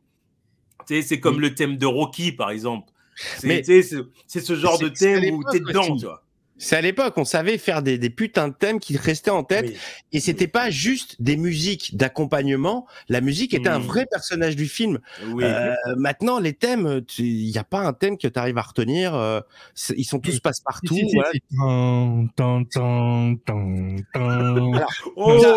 L'avantage, ça fait deux. Ça fait deux depuis le début. Ça fait deux. Là, ça fait 2 shots depuis le début. Je vais compter. T'imagines, mais c'est ça en fait. Hein. Le truc, c'est il reprend la musique de Dark Vador, il prend trois bouts et puis c'est fini quoi. C'est 2 notes et ça reste en tête. Et ça marche. Ça reste en tête. Ça c'est sûr que ça reste en tête. Ça marche, ça fonctionne. Non, moi, quand j'ai découvert ce générique, c'est ça qui m'a frappé le plus. Parce que moi, j'étais ultra sensible à la musique. Donc, quand je voyais ce générique, ces titres et tout, tu vois. Voilà, c'est ce que je voulais en venir. C'est pour ça que je dis que la musique était mélangée avec les scènes. Le générique du film, parce qu'on a à l'époque, il y avait des génériques dans les films, des trucs vraiment, tu vois. Le générique des films, les lettres qui arrivent, Ah ouais. Et je veux dire, c'est juste. C'était dans l'espace, quoi. Ça avait un petit côté Star Wars, tu vois. Mais oui, Tu vois, il y avait une ambition de ce type-là, quoi, qui me fonctionnait super bien, tu vois, parce que forcément, c'est Superman, tu vois. Donc, non, ça marchait, c'était bien. Non, ça marchait bien. Et justement, à la fin de ce générique, on arrive. Donc, on voit le dôme sur une planète. Alors, au début, nous, on se dit, il fait froid, parce que c'est une planète glacée. On croit que c'est de la neige. C'est pas de la neige, c'est des cristaux. Ouais, on croit que c'est de la neige. Nous. Donc, on a une planète très cristalline, très blanche, avec ce dôme, n'est-ce pas? Et là, on rentre de plein fouet directement on est vraiment dans la story origine, là. On est dans Krypton. Et alors, qu'est-ce que vous avez pensé du Krypton? Parce que tout à l'heure, on parlait d'austérité, mais c'est vrai que ce soit le décorum, que ce soit les personnages, c'est très épuré et en même temps, c'est très austère. Bah, t'as un peu l'impression d'être au paradis, tu vois, chez les morts, en fait. C'est que des anges. Voilà. Alors là, t'as dit ce qu'il fallait. J'avais ça en tête, hein, ça venait, j'allais venir. C'est vrai, en plus, c'est vrai. Et alors, pour avoir vu le making-of, je me souviens qu'il y a eu un travail sur les vêtements qui réfléchissaient la lumière, qui n'était pas blanc, en fait, qui était un espèce de gris sur lequel on projetait des lumières pour avoir cette espèce de halo. D'halo, ouais. Et ça rend super bien. C'est les corps de lumière. Ah non, mais c'est charmé. Franchement, le rendu, il est ouf. Et te dire que les mecs se sont pris la tête comme ça, juste pour un vêtement, bah, tu dis, voilà, ils ont pas déconné pour le film, quoi. Il y a au hasard. Non, mais c'est vrai qu'au début, ça fait un peu ça, hein. Mes amis les Kryptons. Quand ils parlent et tout, qui leur dit que la planète voilà, il leur explique que ça, il y a quelque chose qui chie dans la colle, et les gens ne le croient pas. Hein. Et après, on a le fameux aussi, comment dirais-je, le procès. Le procès. Le procès de Zod. Zod, Ursa et Non. Et pareil, on voit une technologie. On voit, ouais, c'est ça. Et le côté un peu divin, c'est même pas des, tu sais, ça fait un peu comme les gardiens chez Marvel ou les dieux, tu sais, dans Nice, où on ne voit que les visages comme ça, tu vois, qui dit coupable. C'est très austère, hein, ça fait claguer un peu. C'est des entités, tu sais même pas d'où ça sort, tu vois des visages comme ça géants. Coupable. Donc ouais, moi quand j'étais petit, j'ai dit oh c'est quoi ce truc là, c'est quoi, ils sont méchants ces gens, c'est quoi? Avec une prison particulière faite de 2 anneaux qui tombent sur eux-mêmes. alors l'idée de la Phantom Zone où t'es pris dans une espèce de miroir qui s'en va dans l'espace, et franchement faut aller vraiment être dans les années 70. Hein. Alors moi je parlais du truc d'avant où ils sont enfermés, l'espèce de hula hoop. Les cercles qui tournent. En fait, c'est deux hula hoop. Qui a été repris dans Superman et Lois d'ailleurs. C'est des menottes. Oui, ils l'ont repris dans Superman et Lois. C'est leur menottes en fait. Ouais, c'est ça, c'est leur menottes. Mais quand t'es gamin que tu regardes ça, tu dis oh Zod il fait du hula hoop avec ses copains. Ça c'est 3 années 60. Mais le truc c'est vrai, donc on a cette scène et tout d'un coup on bascule justement après où là on est dans quelque chose de beaucoup plus éclairé, light, avec beaucoup de cristaux. On voit Lara avec l'enfant, hein, le futur Christ à naître.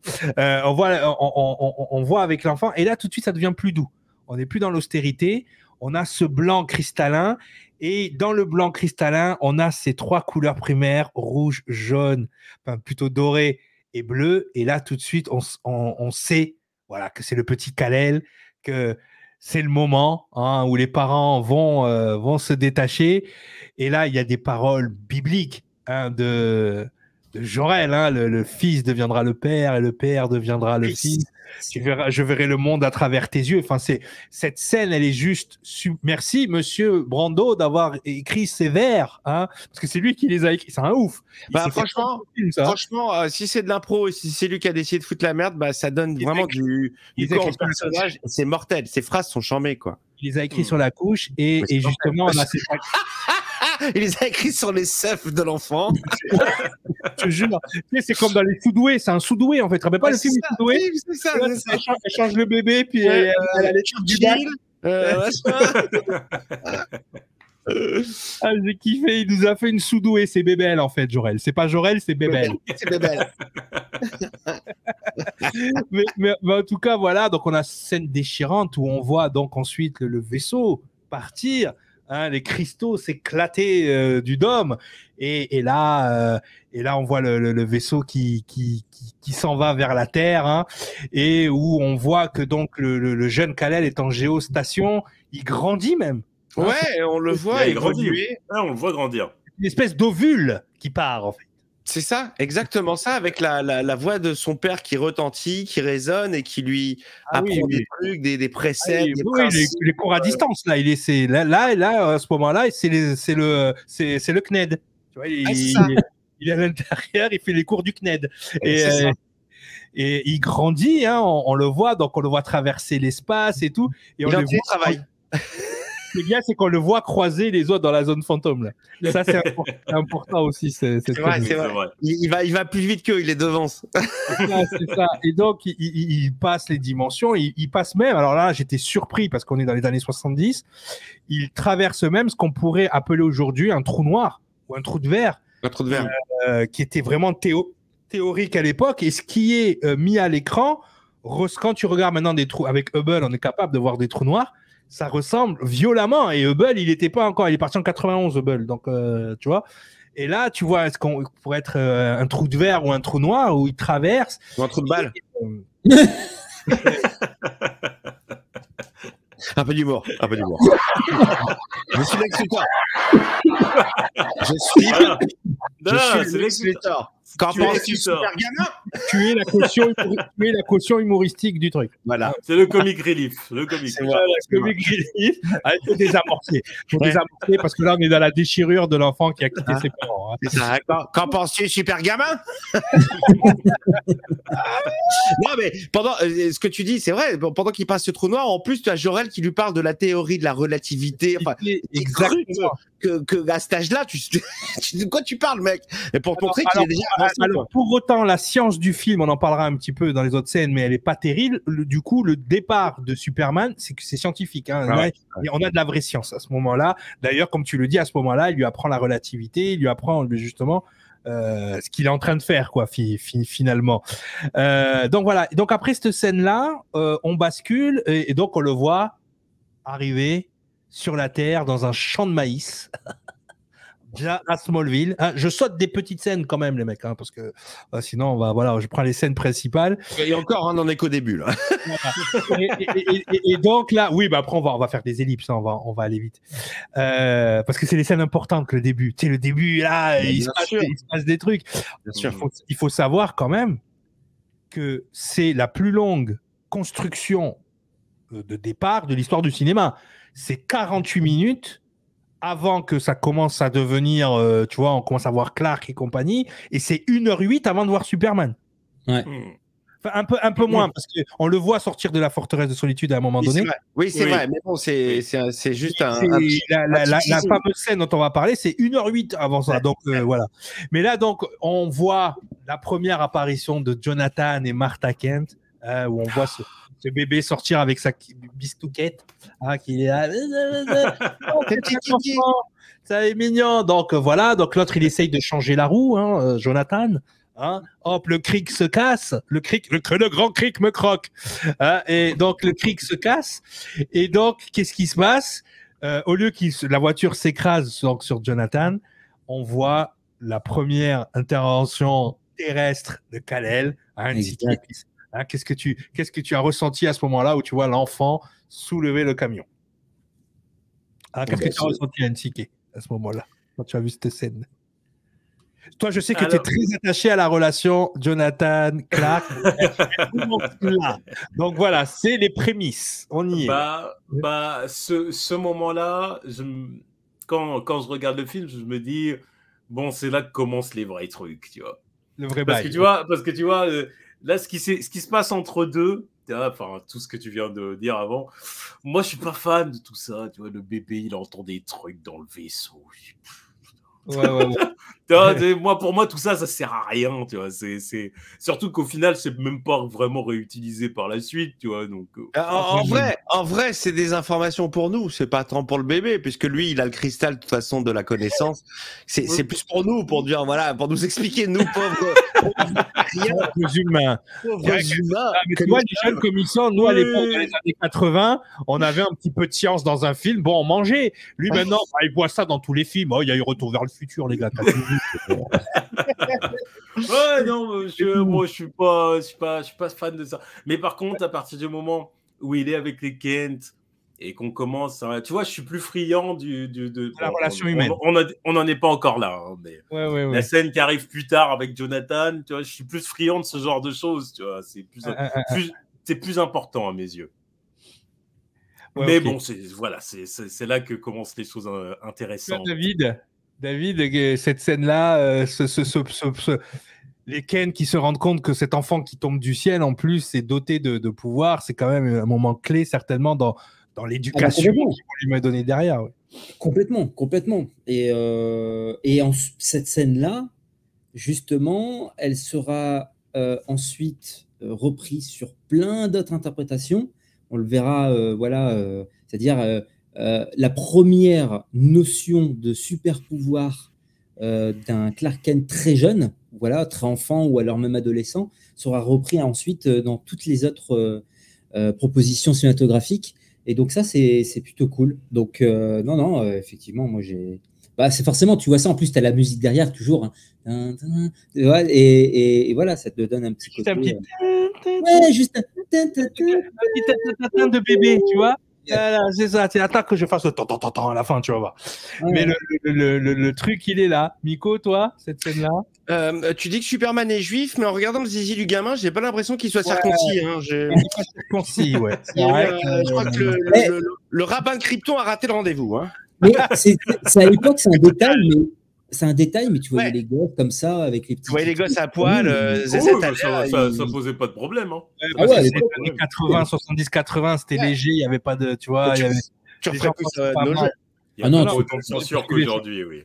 Les gens, en fait, s'il faut, il y a personne qui va dire un zizi, mais les gens pensent à mal tout de suite. Donc, c'est eux qui créent cette réalité, quoi. Et tu en vois plein des petits sur la plage quand tu vas l'été, ils ont leur petit kiki à l'air. Bon, ben voilà, c'est bon. Je sais pas, il faudrait être un sacré pervers pour analyser, regarder. Il y a des grands malades et malheureusement, à cause de ces grands malades, on est obligé de voilà. On peut plus montrer de zizi maintenant. Voilà. Donc là, on va faire une petite ellipse. Là, on a on voit donc Clark un peu plus adolescent. On le voit effectivement dans son lycée. On voit la première Lana. Bon. Niveau casting, le mec. La première Lana Lang, on voit la mort de son père. Là, on voit qu'il n'est pas intégré déjà avec ses copains. On voit qu'il est à part, malgré toute sa puissance. Le mec, voilà quoi, il a pas de copains. Parce que on prend un peu pour un chaouche, genre vas-y range-nous les trucs, nous on va aller se marrer. Un outsider un peu, hein, dès le départ. Hein, il est très. Alors il y a une scène complètement incroyable. Et je sais pas si vous l'avez capté, moi, les Easter eggs déjà. Il y avait déjà des Easter eggs. C'est eux, je te dis, hein, Superman 78 a inventé les Easter eggs. Tu veux parler de Loïs dans le train? Alors, voilà. Mais ce qui est en plus incroyable, c'est que on a cette scène où on le voit courir à côté du train. Donc, il court comme Flash. Hein, il court comme ça. Il court comme le train. Non, mais les mortels. L'effet est étrange. L'effet est un peu étrange. Un peu, pas qu'un peu. Hein, c'était vraiment. Mais bon, il fallait, voilà. Tu sais comment elle a été faite, cette scène? Le mec, ils l'ont accroché à des câbles. Il courait comme ça au-dessus de l'herbe. Et puis après, ils ont accéléré l'image, mais c'est vrai que ça fait tellement étrange les jambes comme ça, parce que les jambes elles vont pas vite en fait, elles vont à vitesse bizarre. Oui. Et après, c'est le truc qui va, c'est le décor qui va vite, c'est pas lui. Et en fait, donc, là, on a une scène du train, donc ça c'est pour les gens qui l'ont pas vu. Et la dame, donc il y a une dame avec une enfant, et la dame qui est assise là, c'est Noël O'Neill. C'est-à-dire, c'est la première Lois Lane à la télé. D'accord. Et donc voilà, Noël O'Neill, en fait, qu'on retrouvera aussi dans Superman Returns, dans le lit. Hein, c'est elle, la mamie, qui est au lit. Et à côté d'elle, elle a une petite fille. Et la petite fille, c'est Lois Lane. Absolument. Parce qu'il y a une scène coupée où elle le voit en train de courir et elle dit donc à sa grand-mère j'ai vu quelqu'un courir aussi vite que le train. Et t'as la grand-mère qui dit oh, ton imagination débordante, Loïs. Oui, exactement. Donc ça, déjà, c'est bon. Il y a déjà une connexion. Bon, déjà on se dit attends. Donc, ils se connaissent déjà. La petite doit avoir 8 ans, lui doit avoir... Ils ont 8 ans d'écart, en fait. Superman et Loïs. Donc, en tout cas, voilà, on en est là. Et c'est vrai que, voilà, on a tout un enchaînement. Donc, on a le moment fatidique. Je sais que NCK est pas trop fan de la mort de Jonathan Kent. Ouais, parce que, voilà, mais bon, c'est fait partie du lore. Hein, je veux dire, voilà. Mais j'aime bien j'aime les versions où il est vivant. Je conteste.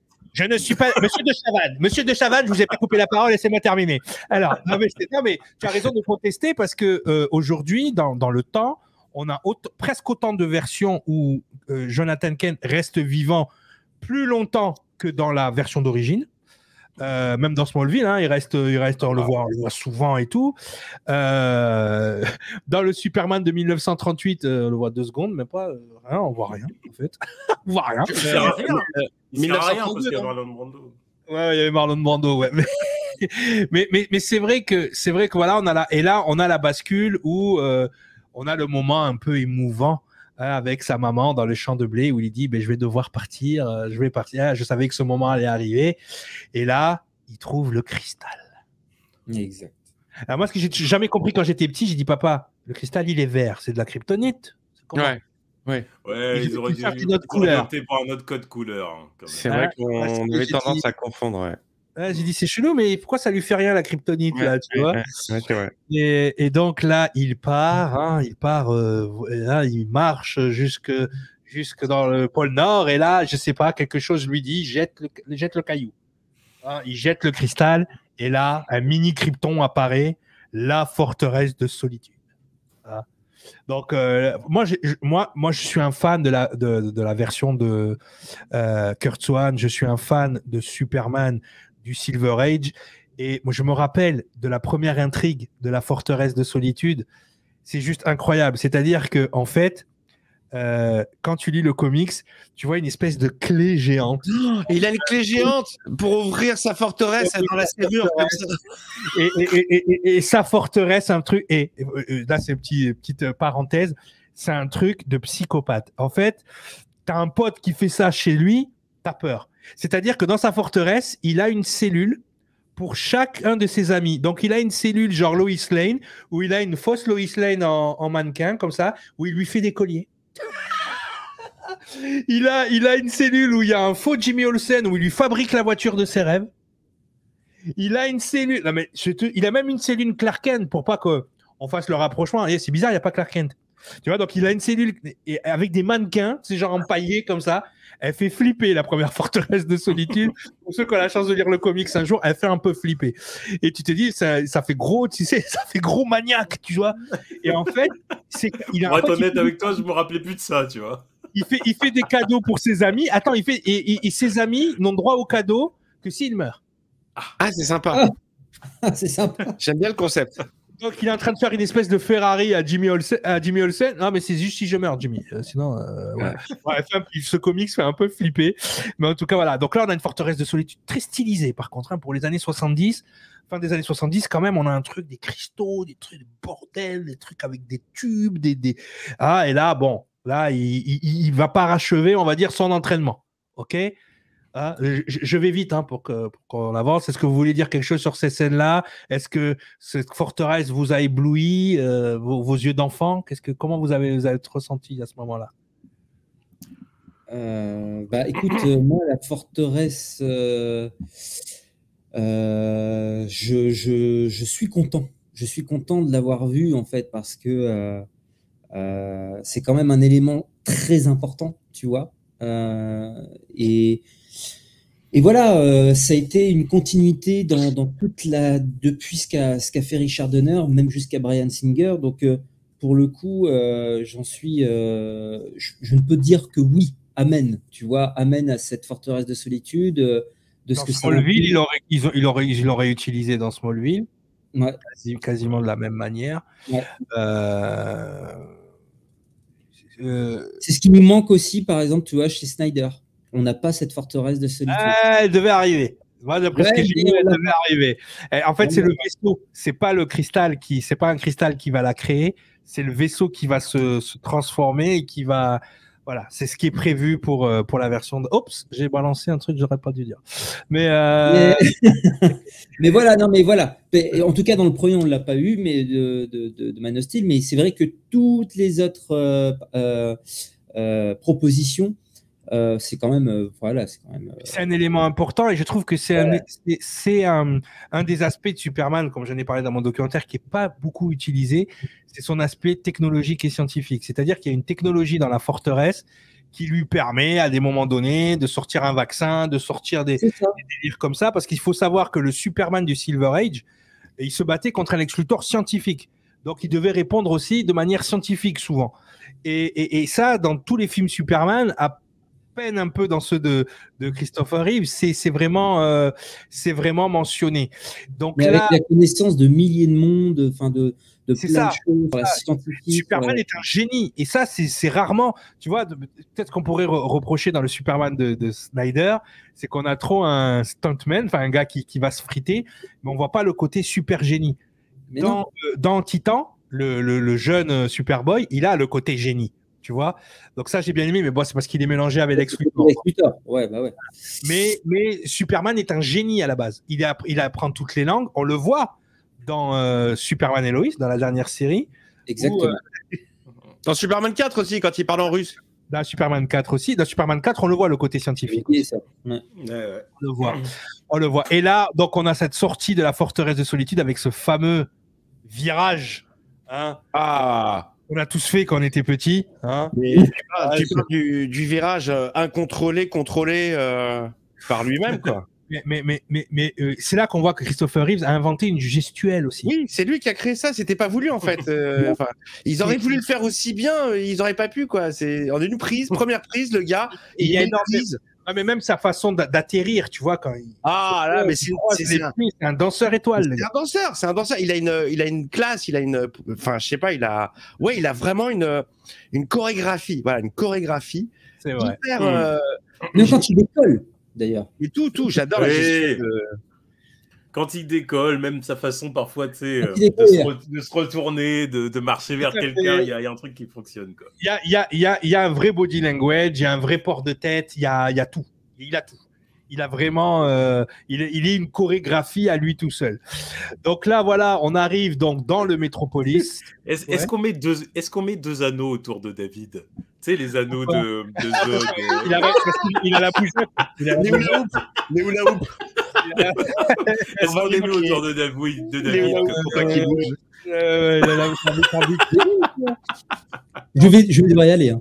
Oui, mais alors, on va bientôt finir. On va accélérer là. De toute façon, les scènes. Là, je voulais vraiment mettre le début en place parce qu'après, voilà, on rentre dans le Métropolis, on rentre dans Clark Kent, donc qui passe son entretien d'embauche à 2000 dans le Daily Planet, sa première rencontre avec Lois Lane, et là, bien un peu plus tard, va apparaître la fameuse scène. On a 1h08 du film. Lois Lane doit prendre un hélicoptère. D'accord. Donc, on a eu la scène de la balle avant, hein, où il a attrapé une balle et tout. Où elle est après? Je sais plus. La scène de la balle. La scène de la balle, c'est avant. C'est après. C'est avant ou après? J'ai un doute parce que. C'est après, hein. Il me semble. Bon, bref. En tout cas, on a cette fameuse scène donc de l'hélicoptère. Oui, c'était avant. On a la scène de l'hélicoptère et là, on a la première apparition de Superman. Donc, la musique qui part tout doucement. On a une autodérision parce que Superman se change souvent dans les cabines téléphoniques, où on a les cabines téléphoniques des années 80, là, les demi-cabines où tu pouvais pas rentrer. Et voilà. Et là, ce qui est là, par contre, il arrive devant des filles de joie, il y a un Mac. Là. Super costard, mec. Tu vois, on a une super transformation ça aussi, c'est une transformation. Attends, tu vas trop vite. Il y a d'abord le gars qui court entre les voitures, qui traverse et qui ouvre sa chemise. Tu as la première ouverture de chemise vers la caméra comme ça. Et là, tu te dis, putain, ça y est, on y est. Il se transforme, ça fait 1 heure. On regarde le film, on va le voir, ça y est. Et cette image avec la la musique qui monte en pression. Exactement. Ouais. Mais elle est juste magique, elle est mortelle. Ça, c'est vraiment le genre de truc qui peut plus se faire aujourd'hui. Hein. Une heure de film pour voir le héros. Ouais, non, les gens, ils sont décrochés. Et là, donc, il rentre dans le portique de l'hôtel, il finit de se transformer après son short trip. Hey, super ton costard, mec. Il lui fait un peu, tu sais, la classe de Superman, c'est excusez-moi. Ouais, il lève le doigt, il fait excusez-moi, je dois y aller. Et là, il monte. Wouhou! Donc, avec la fameuse phrase I got you, miss. You got me! Who got you? Avec sa voix, donc, tu me tiens, mais toi qui te tiens. Elle est donc, géniale. Là, donc, il y a encore une autre intrigue parce que tu as l'hélicoptère qui est en train de leur tomber dessus. Il attrape l'hélicoptère et il remonte. Et là, tu as le public en bas. Ça applaudit. C'est quoi ce mec qui vole? Tout le monde accepte. Tout le monde s'en fout. Superman est là. Et je pense que... Enfin, c'est pas je pense, c'est sûr, puisque je l'ai aussi introduit dans le documentaire. C'est 10 minutes. Les 10 minutes qui vont suivre cette scène vont instaurer les aspects ou la vision de Superman du monde entier. C'est-à-dire que musique, public qui applaudit, scène épique, la scène où il rattrape le bandit, là où il est en mode à 90 degrés sur la paroi du bâtiment, tu vois. L'ascenseur ne marche plus, l'ascenseur est en panne. Ouais, c'est ça. Et voilà, il y a toujours un côté taquin. Il laisse le gars se casser la gueule, il le rattrape au dernier moment. La scène avec les flics, où il dit oui, c'est ça, Orny. Mais oui, il est reparti comme un oiseau dans le ciel. Ouais, bien sûr, un grand oiseau bleu. Ils sortent du commissariat, il y a un bateau au milieu de la rue, tu vois, Superman qui s'en va, il dit c'est moi qui te paye les beignets. La première bouteille est pour moi. C'est juste incroyable, cet enchaînement là est juste sublime. Pour ceux qui ont vu la version longue, vous savez qu'après il se fait engueuler par Jor-El. On le voit pas dans la version théâtre, mais il se fait gronder par Jor-El pour cette scène là. Et là, ça y est, le film est mis en place.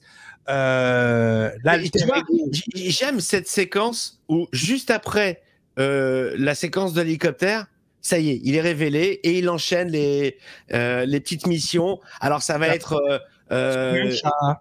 sauver un chat pour une petite fille. À bientôt Félix. Ça va être sauver l'avion présidentiel qui n'a plus de moteur. Énorme cette scène aussi. Où le pilote il est là, il dit qu'est-ce qu'il y a, qu'est-ce qui se passe? Ne t'inquiète pas. Et confiance. Et confiance. Génial. Génial. Tu vois, ça, c'était les petites doses d'humour qui auraient pu arriver. Je veux dire, elles sont pas déconnantes. Tu vois, elles sont pas exagérées, ces doses-là. Parce que le pilote, il est là. Il se passe quelque chose de fou. C'est comme ça. Et c'est comme ça aussi que tu connectes le public, à Superman, quoi. C'est-à-dire que tu le vois faire des trucs, en fait, vraiment très...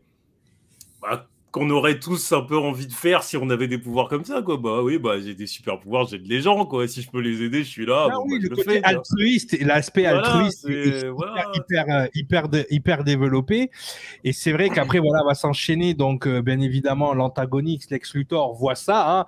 Donc, il dit, il est normal que j'avais le crime du siècle à accomplir. Donc, on m'amène la contrepartie du siècle. Et donc, là, il y a tout un délire. On a la montée de Lex Luthor. On comprend le plan de Lex Luthor, on commence à... Non, mais c'est vrai, là, on commence cette fameuse scène, là, justement, où il rentre dans le domaine de Lex Luthor. Qu'est-ce qu'il a, David? Tu dois y aller, peut-être?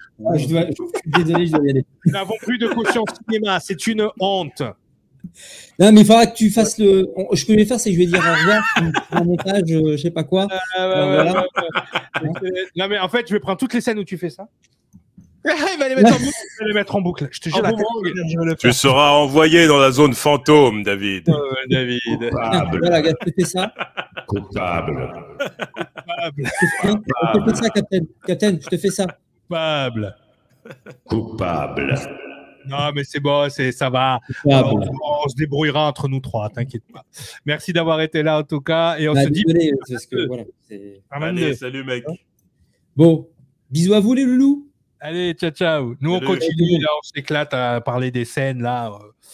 Même si on a bientôt fini, hein, on va essayer d'aller un peu plus vite.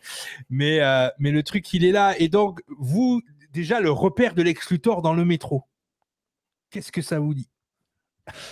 Ah, c'est génial parce que tu as justement. Le métro, le mec. Tu as Mademoiselle. Alors, déjà, le mec, il est 6 pieds sous terre. Il est dans une demeure, mais magnifique. Ouais. Et à un moment donné, tu as justement Mademoiselle Teschmacher qui se plaint, qui dit attends, on est là sous terre et tout. Et tu as l'exécuteur qui dit vous connaissez beaucoup de meufs qui peuvent inscrire, je sais plus, l'adresse, genre une adresse super prestigieuse sur leur carte de visite. Et à l'autre, elle lui dit ouais, 20 mètres sous terre, génial. Non, mais en plus, ils ont des lampes pour bronzer, hein, forcément. Ouais, oui, ils ont une piscine. T'as la maison de ouf quand même. On rencontre le personnage de Otis aussi. Otis, Ouais. qui est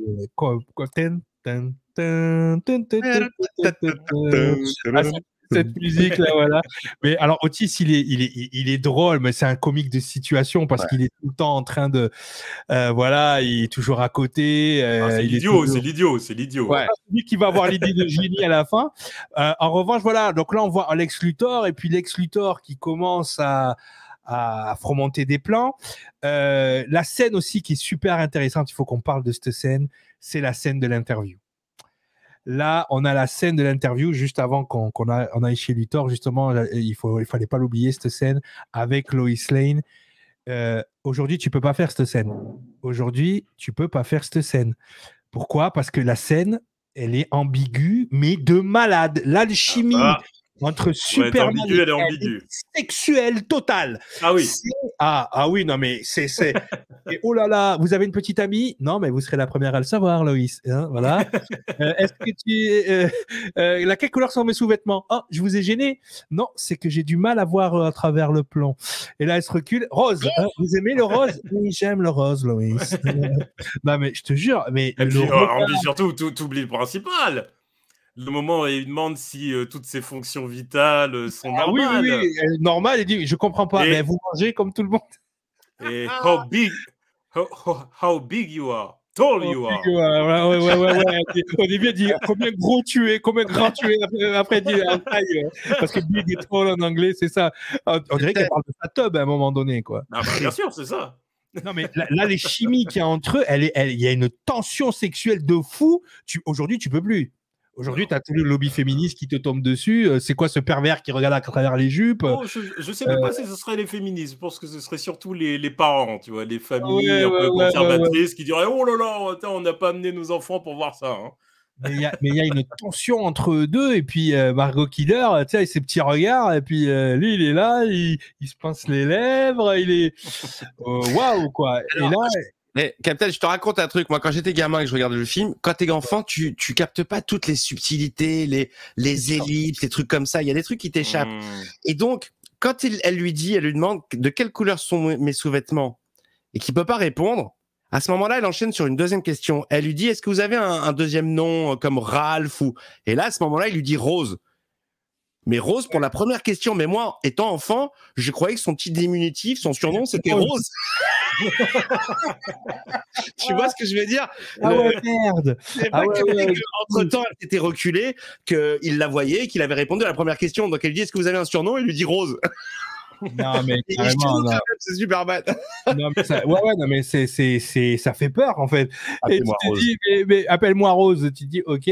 Mais c'est vrai que, voilà, à ce moment-là, et moi, ce que j'ai trouvé quand même, bon, peut-être qu'il se sentait complètement surpuissant à ce moment-là, mais de dire, par exemple, je peux pas voir à travers le plomb, et mec, c'est peut-être l'un de tes seuls défauts avec la kryptonite. Pourquoi tu balances ça aux yeux du monde quand même? Parce qu'il ne ment jamais. Il ne ment jamais. Le mec, il est pur. Il est pur, en fait. Il pense pas à mal. Il se dit pas, en disant ça, il y a quelqu'un qui va s'en servir contre moi. Le mec, il se livre, en fait. Il est complètement honnête pendant l'interview et il parle avec son cœur. Et il se dit pas que ça va être récupéré et que on va. Ce qui est quand même extraordinaire, parce qu'on refait une ellipse. Du coup, alors après, oui, il l'amène volé avec le fameux pot. Elle est gênante un peu, cette scène avec le poème. J'ai du mal. C'est mignon. Mais j'ai du mal, cette scène. Je suis sûr que c'est la seule scène. J'ai du mal aussi. Tu viens dans mon cœur. Toi, grand voyageur. Non, la scène est beaucoup trop romantique pour moi. Tu viens dans mon cœur. Moi, ce qui m'éclate, c'est quand il la lâche, ce bâtard. Il tombe et tout, et il va la chercher. Tout va bien. Putain, elle a dû se faire pipi 3 fois dessus. Ah ouais. Laisse tomber. Et donc voilà, donc il rentre et tout. Et puis, on a oublié de se chronométrer. Bon, bref. Prochaine fois. Là, quand même, il y a un effort de réalisation parce que génial. Superman s'envole et ça sonne à la porte, quoi. Ça, c'est en conséquence. Je crois qu'il n'y a pas de coupe. Il y a une coupe ou il n'y a pas de coupe. Il n'y a pas de coupe. Hein. Et qui est derrière la porte? Clark Kent. Tu dis, oh la vache, le mec, il est tellement rapide. Et c'est là qu'on le voit sortir ses lunettes. Et c'est là que Lois lui trouve le nom de Superman. C'est elle qui l'invente. Oui, Superman. Elle dit, oh, il est super. Superman. Et d'ailleurs, le titre qui lui vaudra le prix Pulitzer, c'est I Spend the Night with Superman. On a encore cette tension sexuelle qui est avec Superman. Donc, bien sûr, le premier à lire le journal le lendemain, c'est Lex Luthor. Donc, il commence à faire son plan. Effectivement, donc lui, en fait, son plan, c'est un plan immobilier où il pète la faille de Saint-Andrea pour qu'en fait, tous les terrains qu'il a achetés dans le désert deviennent des bords de plage. C'est ça. Son délire, c'est ça. Donc, le gars, voilà le plan machiavélique du salon. Alors, Captain, on rappelle juste un truc, les hasards. Alors, je sais pas si c'est comme ça dans la version originale, parce que moi, c'est des films que je n'ai jamais vus en VO, je les ai toujours vus en VF. Ouais. Mais dans la version française, quand Lex Luthor lit le journal, il dit mot à mot, il a fallu à cet handicapé moteur 3 ans pour atteindre la Terre. Quand tu sais ce qui est arrivé à Christopher Reeve des années plus tard. Oh merde! Il a porté l'œil, Lex Luthor. Il a rien de fou. Mais mec, c'est pas l'œil, c'est les yeux. Et c'est ça. Et surtout, c'est pas faux, c'est vrai. Moi, ce qui me tue dans cette scène-là, c'est comment. Alors, je veux bien que ce soit un génie, mais comment il détermine que si on trouverait des rochers de la planète, des fragments, parce que je veux bien que le vaisseau ait pu voyager parce qu'il avait une orbite, il avait une trajectoire, pardon, mais les pierres de Krypton, elles sont arrivées par où déjà? Alors, ça, il t'explique pas comment lui sait que les pierres de sa planète d'origine vont lui faire du mal. l'affaiblir. Mais ça, pour moi, c'est une facilité scénaristique. C'est voilà, oui, c'est genre bon, tout le monde, c'est genre bon, les gars, vous savez ce que c'est la kryptonite, bon bah voilà. Pour moi, mais tu as tout à fait raison, Ntsiki, pour moi, c'est les facilités du comics, en fait. C'est-à-dire que c'est là, on a vraiment une translation du comics dans le film. C'est on part du principe que tu sais, puis qu'on s'en fout, puis que le gars, il vole. Vas-y, tu vas pas me prendre la tête parce qu'il y a un bout de son rocher de sa planète qui est tombé. Donc là, je suis tout à fait d'accord avec vous, mais moi, quand j'étais petit, j'ai dit, mais comment il sait ça, lui? Bon, bref. Mais en tout cas, voilà. Donc, on est dans ce plan-là. Donc, effectivement, là aussi, ça s'enchaîne, hein, là. Et c'est là que le film, alors, je vais pas dire accélère un peu, mais nous, on va accélérer dans le plan des scènes parce que, on voit le plan de Lex Luthor qui se met en place. On voit ce missile qui traverse le désert avec un convoi, Mademoiselle Teschmacher qui se met par terre, habillée en Marilyn Monroe, là, je sais pas pourquoi. En tout cas, voilà. Tiens, je l'ai vu, l'actrice qui jouait Mademoiselle Teschmacher, là, je l'ai vu récemment. Bon, elle a chargé. Hein. Je veux dire, à un moment donné, la gravité, la nature, c'est dur. Ouais, c'est dur. Et donc, voilà. Mais en tout cas, tu vois, moi, quand j'étais plus petit, j'étais plus émoustillé par Mademoiselle Teschmacher que par Lois. Tu vois, pas pareil. Ah bah oui, mais oui, parce que Mademoiselle Teschmacher, elle a un côté plus sexy. Elle est complètement sexualisée, elle est là pour ça. Mais elle est humaine, elle est gentille, en fait, quand tu vois bien. Voilà, quoi. Donc là, effectivement, donc il y a le plan de Lex Luthor où il a caché dans une boîte en plomb, du coup, le bout de kryptonite, hein, que tu as derrière d'abord, Miko, hein, qui lui met autour du cou. Ouais, ça c'est de la collection, hein. Ça, je vous le dis. En plus, il s'allume. Non, ne me dis pas qu'il s'allume. Oh là là. Il s'allume. Il s'allume. Oh là là. Moi, je dis bravo. Hein. Vous voyez pourquoi je l'ai invité? C'est beau, c'est beau. C'est en fait, on parle du film et à chaque fois, il nous sort l'accessoire de la scène. Le mec a rien compris. Non, tu remarqueras que le mien a disparu. Mais le truc, c'est que c'est ça, quoi, en fait. Hein. C'est il nous sort. Alors là, je parle de la robe rouge de Mademoiselle Teschmacher et Miko a la robe rouge de C'est vrai que la robe rouge. Non, mais là, franchement, si tu m'avais sorti la robe, j'aurais été impressionné. J'aurais été impressionné. Vous rigolez. J'aurais peut-être même eu un peu peur, quand même. rigoler, mais mon boss est capable de nous la sortir. D'ailleurs, je l'inviterai un jour avec nous là, mais mon boss est capable de nous la sortir. J'ai dit, est-ce que tu as la robe de Mademoiselle? Il a le costume de Superman 3, lui, de Christopher Reeve. Ah, j'en mets. Porté, hein. Ah, mortel, avec l'odeur et tout. Chez lui. Je ne sais pas s'il a été lavé, mais porté chez lui.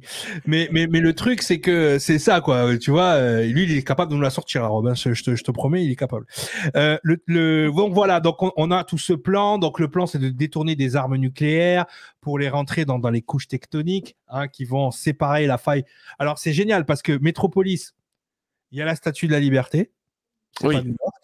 Il y a les tours jumelles. Voilà, et il y a la faille de Saint-Andrea aussi. Donc c'est Los Angeles et New York, le truc. C'est ça.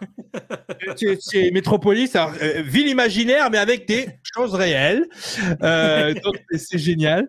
Bon, donc, il s'était vraiment pas cassé la tête à ce niveau-là. Mais oui, on prend un truc American Way, mon gars. Hein. Là, on reprend des trucs américains. Hein. Et donc, du coup, à ce moment-là, donc le but du jeu, c'est d'envoyer un missile d'un côté dans la faille de Saint-Andrea et envoyer un missile d'un autre côté. Et voilà. Donc, Mademoiselle Teschmacher fait promettre à Superman d'aller sauver sa maman. Sauver sa maman d'abord parce qu'il ne ment jamais. Parce qu'il ne ment jamais. Donc, il va sauver la maman. Et là, patatrac. Vous voyez, t'as vu le film comme il est vite. Au début, c'est très, très long à partir. Et après, ça va tout d'un coup, comme ça. Ouais, ça s'enchaîne. Ouais. Le film, ça s'enchaîne très, très vite. C'est pour ça, David, il est parti 10 minutes trop tôt. Mais le truc, c'est que voilà. Donc, l'autre missile, voilà, il se passe ce qui se passe. Hein, grosse activité sismique. Et là, on a cette scène insupportable quand j'étais petit. J'ai encore du mal à la regarder, où on voit Lois Lane s'étouffer dans sa voiture avec des roches sur elle. Elle est dure, cette scène. Hein. Elle est très très dure. Visuellement, elle est vraiment compliquée, ouais. Comparé à tous les trucs, on voulait mettre Kojak et derrière tu mets ça. Ouais, parce que c'est une longue agonie. Tu la sens coincée dans son véhicule, elle peut rien faire. Elle subit en fait, elle subit. Non, tu vois vraiment le grand écart, il faut le faire, il faut se le taper là, hein, parce que. Ouais, carrément. Tu vois la voiture qui se remplit petit à petit, qui s'enfonce de plus en plus et jusqu'à son dernier souffle, quoi. Et c'est vraiment. Ouais, bien. C'est pas Marion Cotillard, elle. Hein. C'est quand elle dit. Ah, ça c'est clair. Là, c'est un autre niveau. Mais en même temps, bon, ils se sont autorisés à faire ça parce que derrière, voilà. Derrière, on a la grosse scène, la fameuse scène où là la science. La fameuse. La science n'existe plus. Alors il s'envole, hein, il crie. Le cri de Christopher Reeves est énorme. La façon dont c'est filmé, on voit ça tourne, la caméra tourne, il attends, mais il y a déjà, moi, ce que j'aime avant cette scène, c'est le calme avant la tempête. Cette espèce de calme où elle est morte, elle est dans ses bras. Tu as des plans larges, tu as des fondus enchaînés. Comme ça, tu as des fondus enchaînés sur la même scène, mais vus de plein d'endroits différents. Et tu entends le vent, c'est très calme. Et là, il commence, il fait son.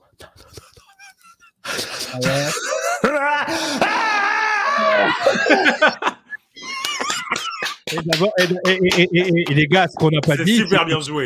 Merci. J'aurais le cri à la fin, mais justement, je voulais en parler. Doublé de ma façon de mettre par Pierre Arditi. Pierre Arditi, mais à jamais la voix de Superman, quoi. C'est hallucinant, ça lui va tellement bien. Ça lui va tellement bien. Cette version du coffret, l'anthologie, c'est Pierre Arditi, hein, la voix. Parce que là, ils ont refait, ils ont refait le coffret. Parce que moi, j'ai la version DVD.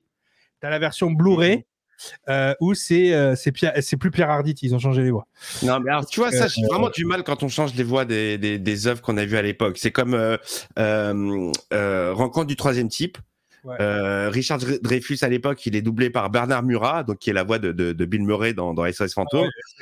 Et la voix qui est changée dans le ça me rend ouf, ça me sort du film. Moi, j'ai besoin de la voix d'origine de l'époque, quoi. Ouais, c'est vrai. Et donc là, il part, et donc quand il arrive dans le ciel, il a la voix de son père qui dit tu n'as pas le droit, nanani nanana. Il y a le Jorel que NCK n'aime pas, moralisateur et compagnie. Non mais il a raison, hein, Jorel c'est un connard des fois. Eh ben, tu as la voix des deux pères en dualité. Oui. Et tu as la voix aussi de Jonathan Kent, c'est vrai. Et là il monte et il se passe un truc incroyable, c'est que il fait tourner la Terre donc dans le sens inverse. Et donc, dans la science de Richard Donner, faire tourner la Terre à l'envers et remonter le temps. Voilà. Ah bah voilà. Ça valait bien la peine de nous faire des cours de science au début du film dans le vaisseau, tiens. Exactement. Non, mais l'incohérence. Franchement, ça valait bien la peine de nous faire tous baratin pour nous sortir un truc comme ça à la fin. Carrément. Mais je suis d'accord avec NCK. Là, sur la fin, ils se sont marvelisés. Ils nous ont sorti une science qui n'existe pas. Et donc, ouais. Mais bon, le visuel, quand même, est intéressant.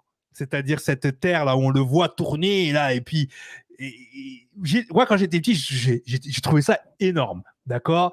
Mais c'est vrai que tu as bien raison, hein, ça sert à quoi de nous faire de la science relativité, trou noir et tout au début, et derrière tu pars dans un délire où voilà.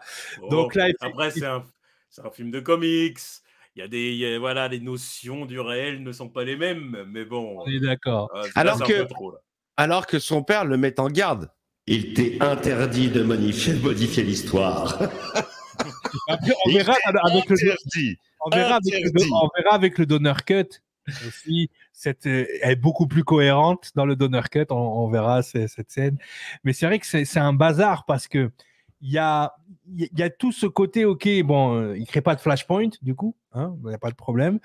Il y a tout ce côté où il revient comme si de rien n'était, soulagé de retrouver sa Loïs, soulagé de tout quoi en fait. Hein. Et qui se fait engueuler comme une merde.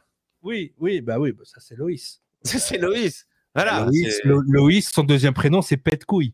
Ah bah ouais, c'est toujours le problème avec les hommes d'acier. Dans toutes les versions de Superman, il lui dit ne va pas là, il y va. Il est toujours, des fois, il passe plus de temps à sauver Lois qu'à faire ce qu'il a à faire. Mais c'est horrible parce que toi, tu sais ce qui s'est passé. Tu sais qu'il l'a vu mort. Tu sais que la meuf, elle était morte il y a encore 5 minutes, qu'il a chialé sa race, qu'il a modifié le cours de l'histoire alors qu'il s'était interdit juste pour ta gueule. Et toi, tu lui dis, l'ennui avec les hommes d'acier, c'est qu'ils sont jamais là quand on a besoin d'eux. Mais va te faire foutre, meuf. Va te faire foutre. Il y a une question que je me pose, c'est quand il a fait ça, il a modifié l'histoire pour tout le monde. Ouais. Bon, je vais un peu loin. Il a pas modifié. Il a juste rembobiné le film, quoi. Il est revenu en arrière. Il a rembobiné jusqu'à où? Ils sont où les missiles? Alors, c'est ça le problème. C'est qu'ils s'expliquent pas. C'est qu'ils rembobinent, mais les missiles disparaissent d'un coup. Non, puis j'aimerais bien savoir ce qui se passe ailleurs dans le monde, si tu veux. Oui, ils auraient pu faire des plans où, justement, tu revois l'eau qui revient et tout. Non, on le voit, ce plan.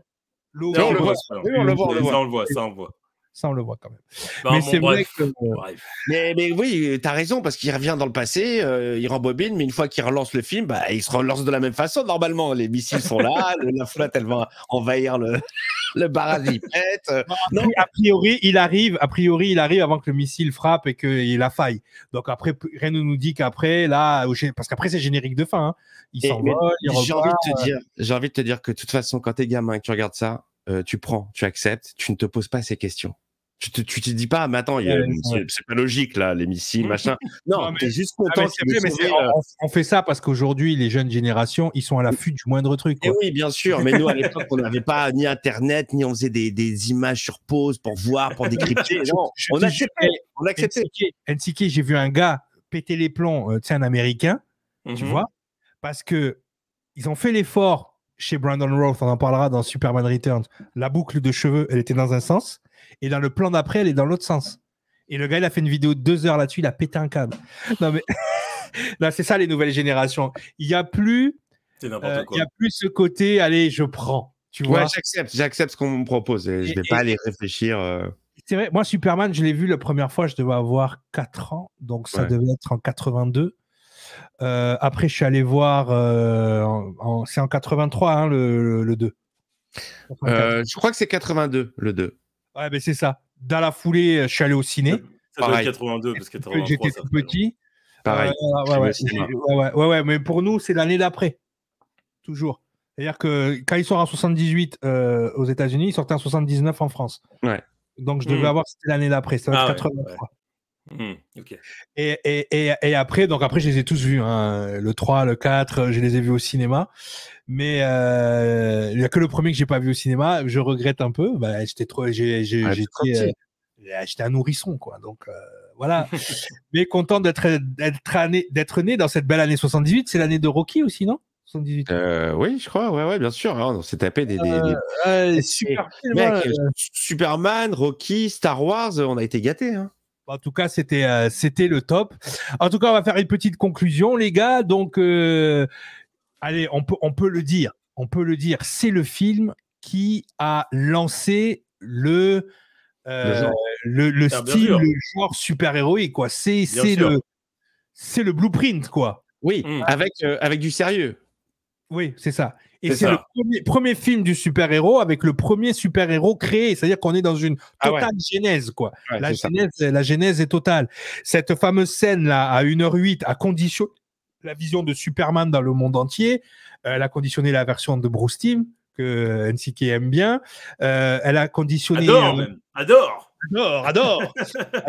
Elle a conditionné le comics de John Byrne, qui lui va conditionner des séries comme Lois et Clark, qui va conditionner aussi énormément de... De toute façon, le Superman qu'aujourd'hui on lit dans les comics, qui est revenu dans Rebirth, c'est le Superman de Man of Steel de John Byrne. Le Superman du Silver Age, il n'existe plus. Enfin, ça serait pas possible, il serait pas crédible. De toute façon. Il est un peu démodé. Donc voilà, donc on peut le dire, les gars, c'est le blueprint de tous les films de super-héros au départ. Voilà quoi, c'est la quintessence, c'est la genèse. C'est la genèse des super-héros, c'est ce film.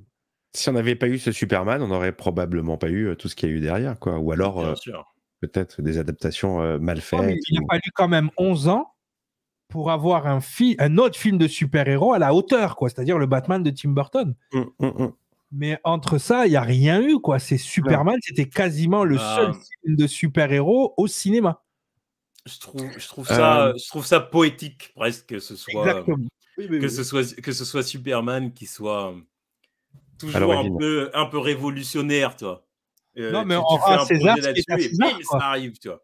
Bon, presque je me souviens, entre Superman et Batman, je me souviens être allé au cinéma pour découvrir un film qui s'appelait Supergirl, avec les mêmes producteurs.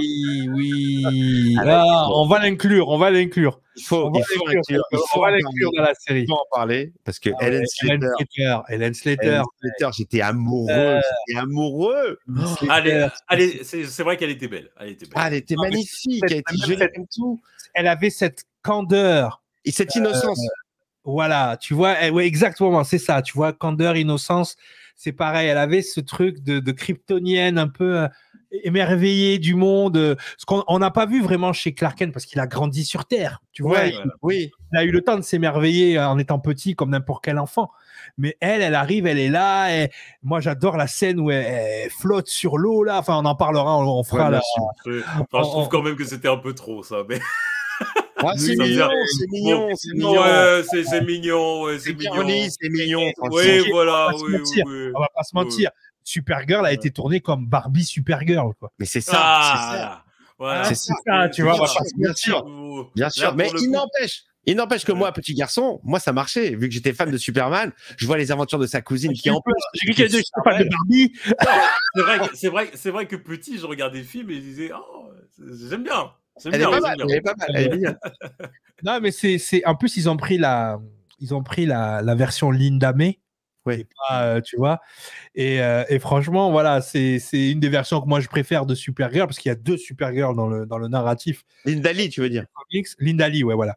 C'est une actrice de cul, Linda May. Voilà, Linda May. Pourquoi Linda May? Ouais, Linda May, c'est l'actrice X. C'est mes références pornographiques. Parce que c'est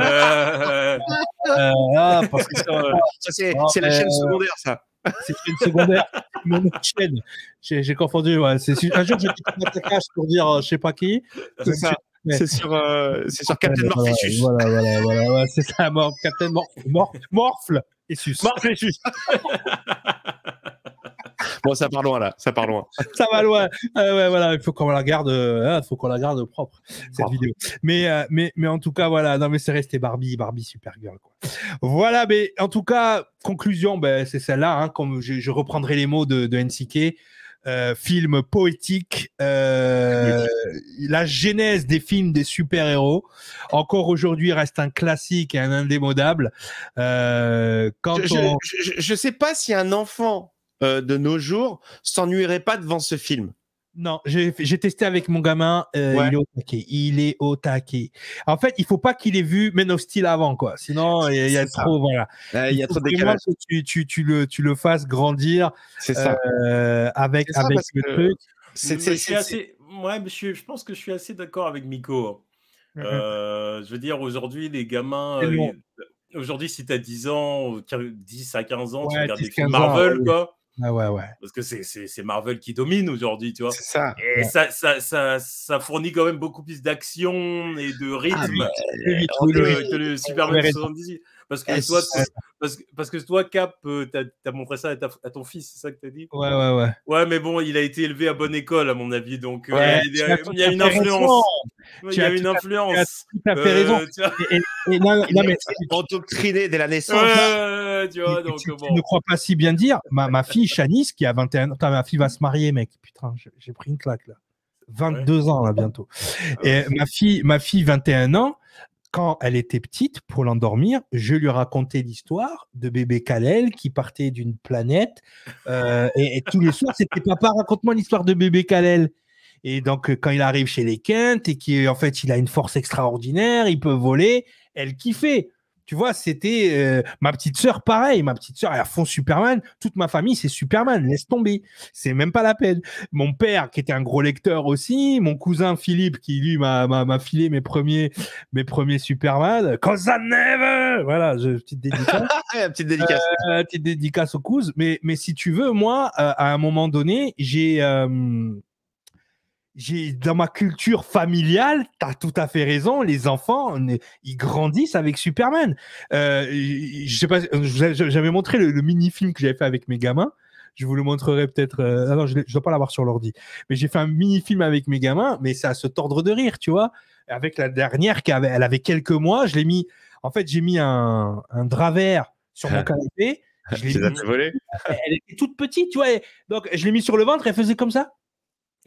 Et derrière, j'ai mis un truc, mais je vous le montrerai un jour. Je le passerai dans un live. En tout cas, merci. J'ai pointé du doigt le bon truc. Tu as tout à fait raison, Ntsike. Je suis biaisé de la tête aux pieds. Tu m'as lu comme dans un livre ouvert. Voilà. Non, mais tu as tout à fait raison.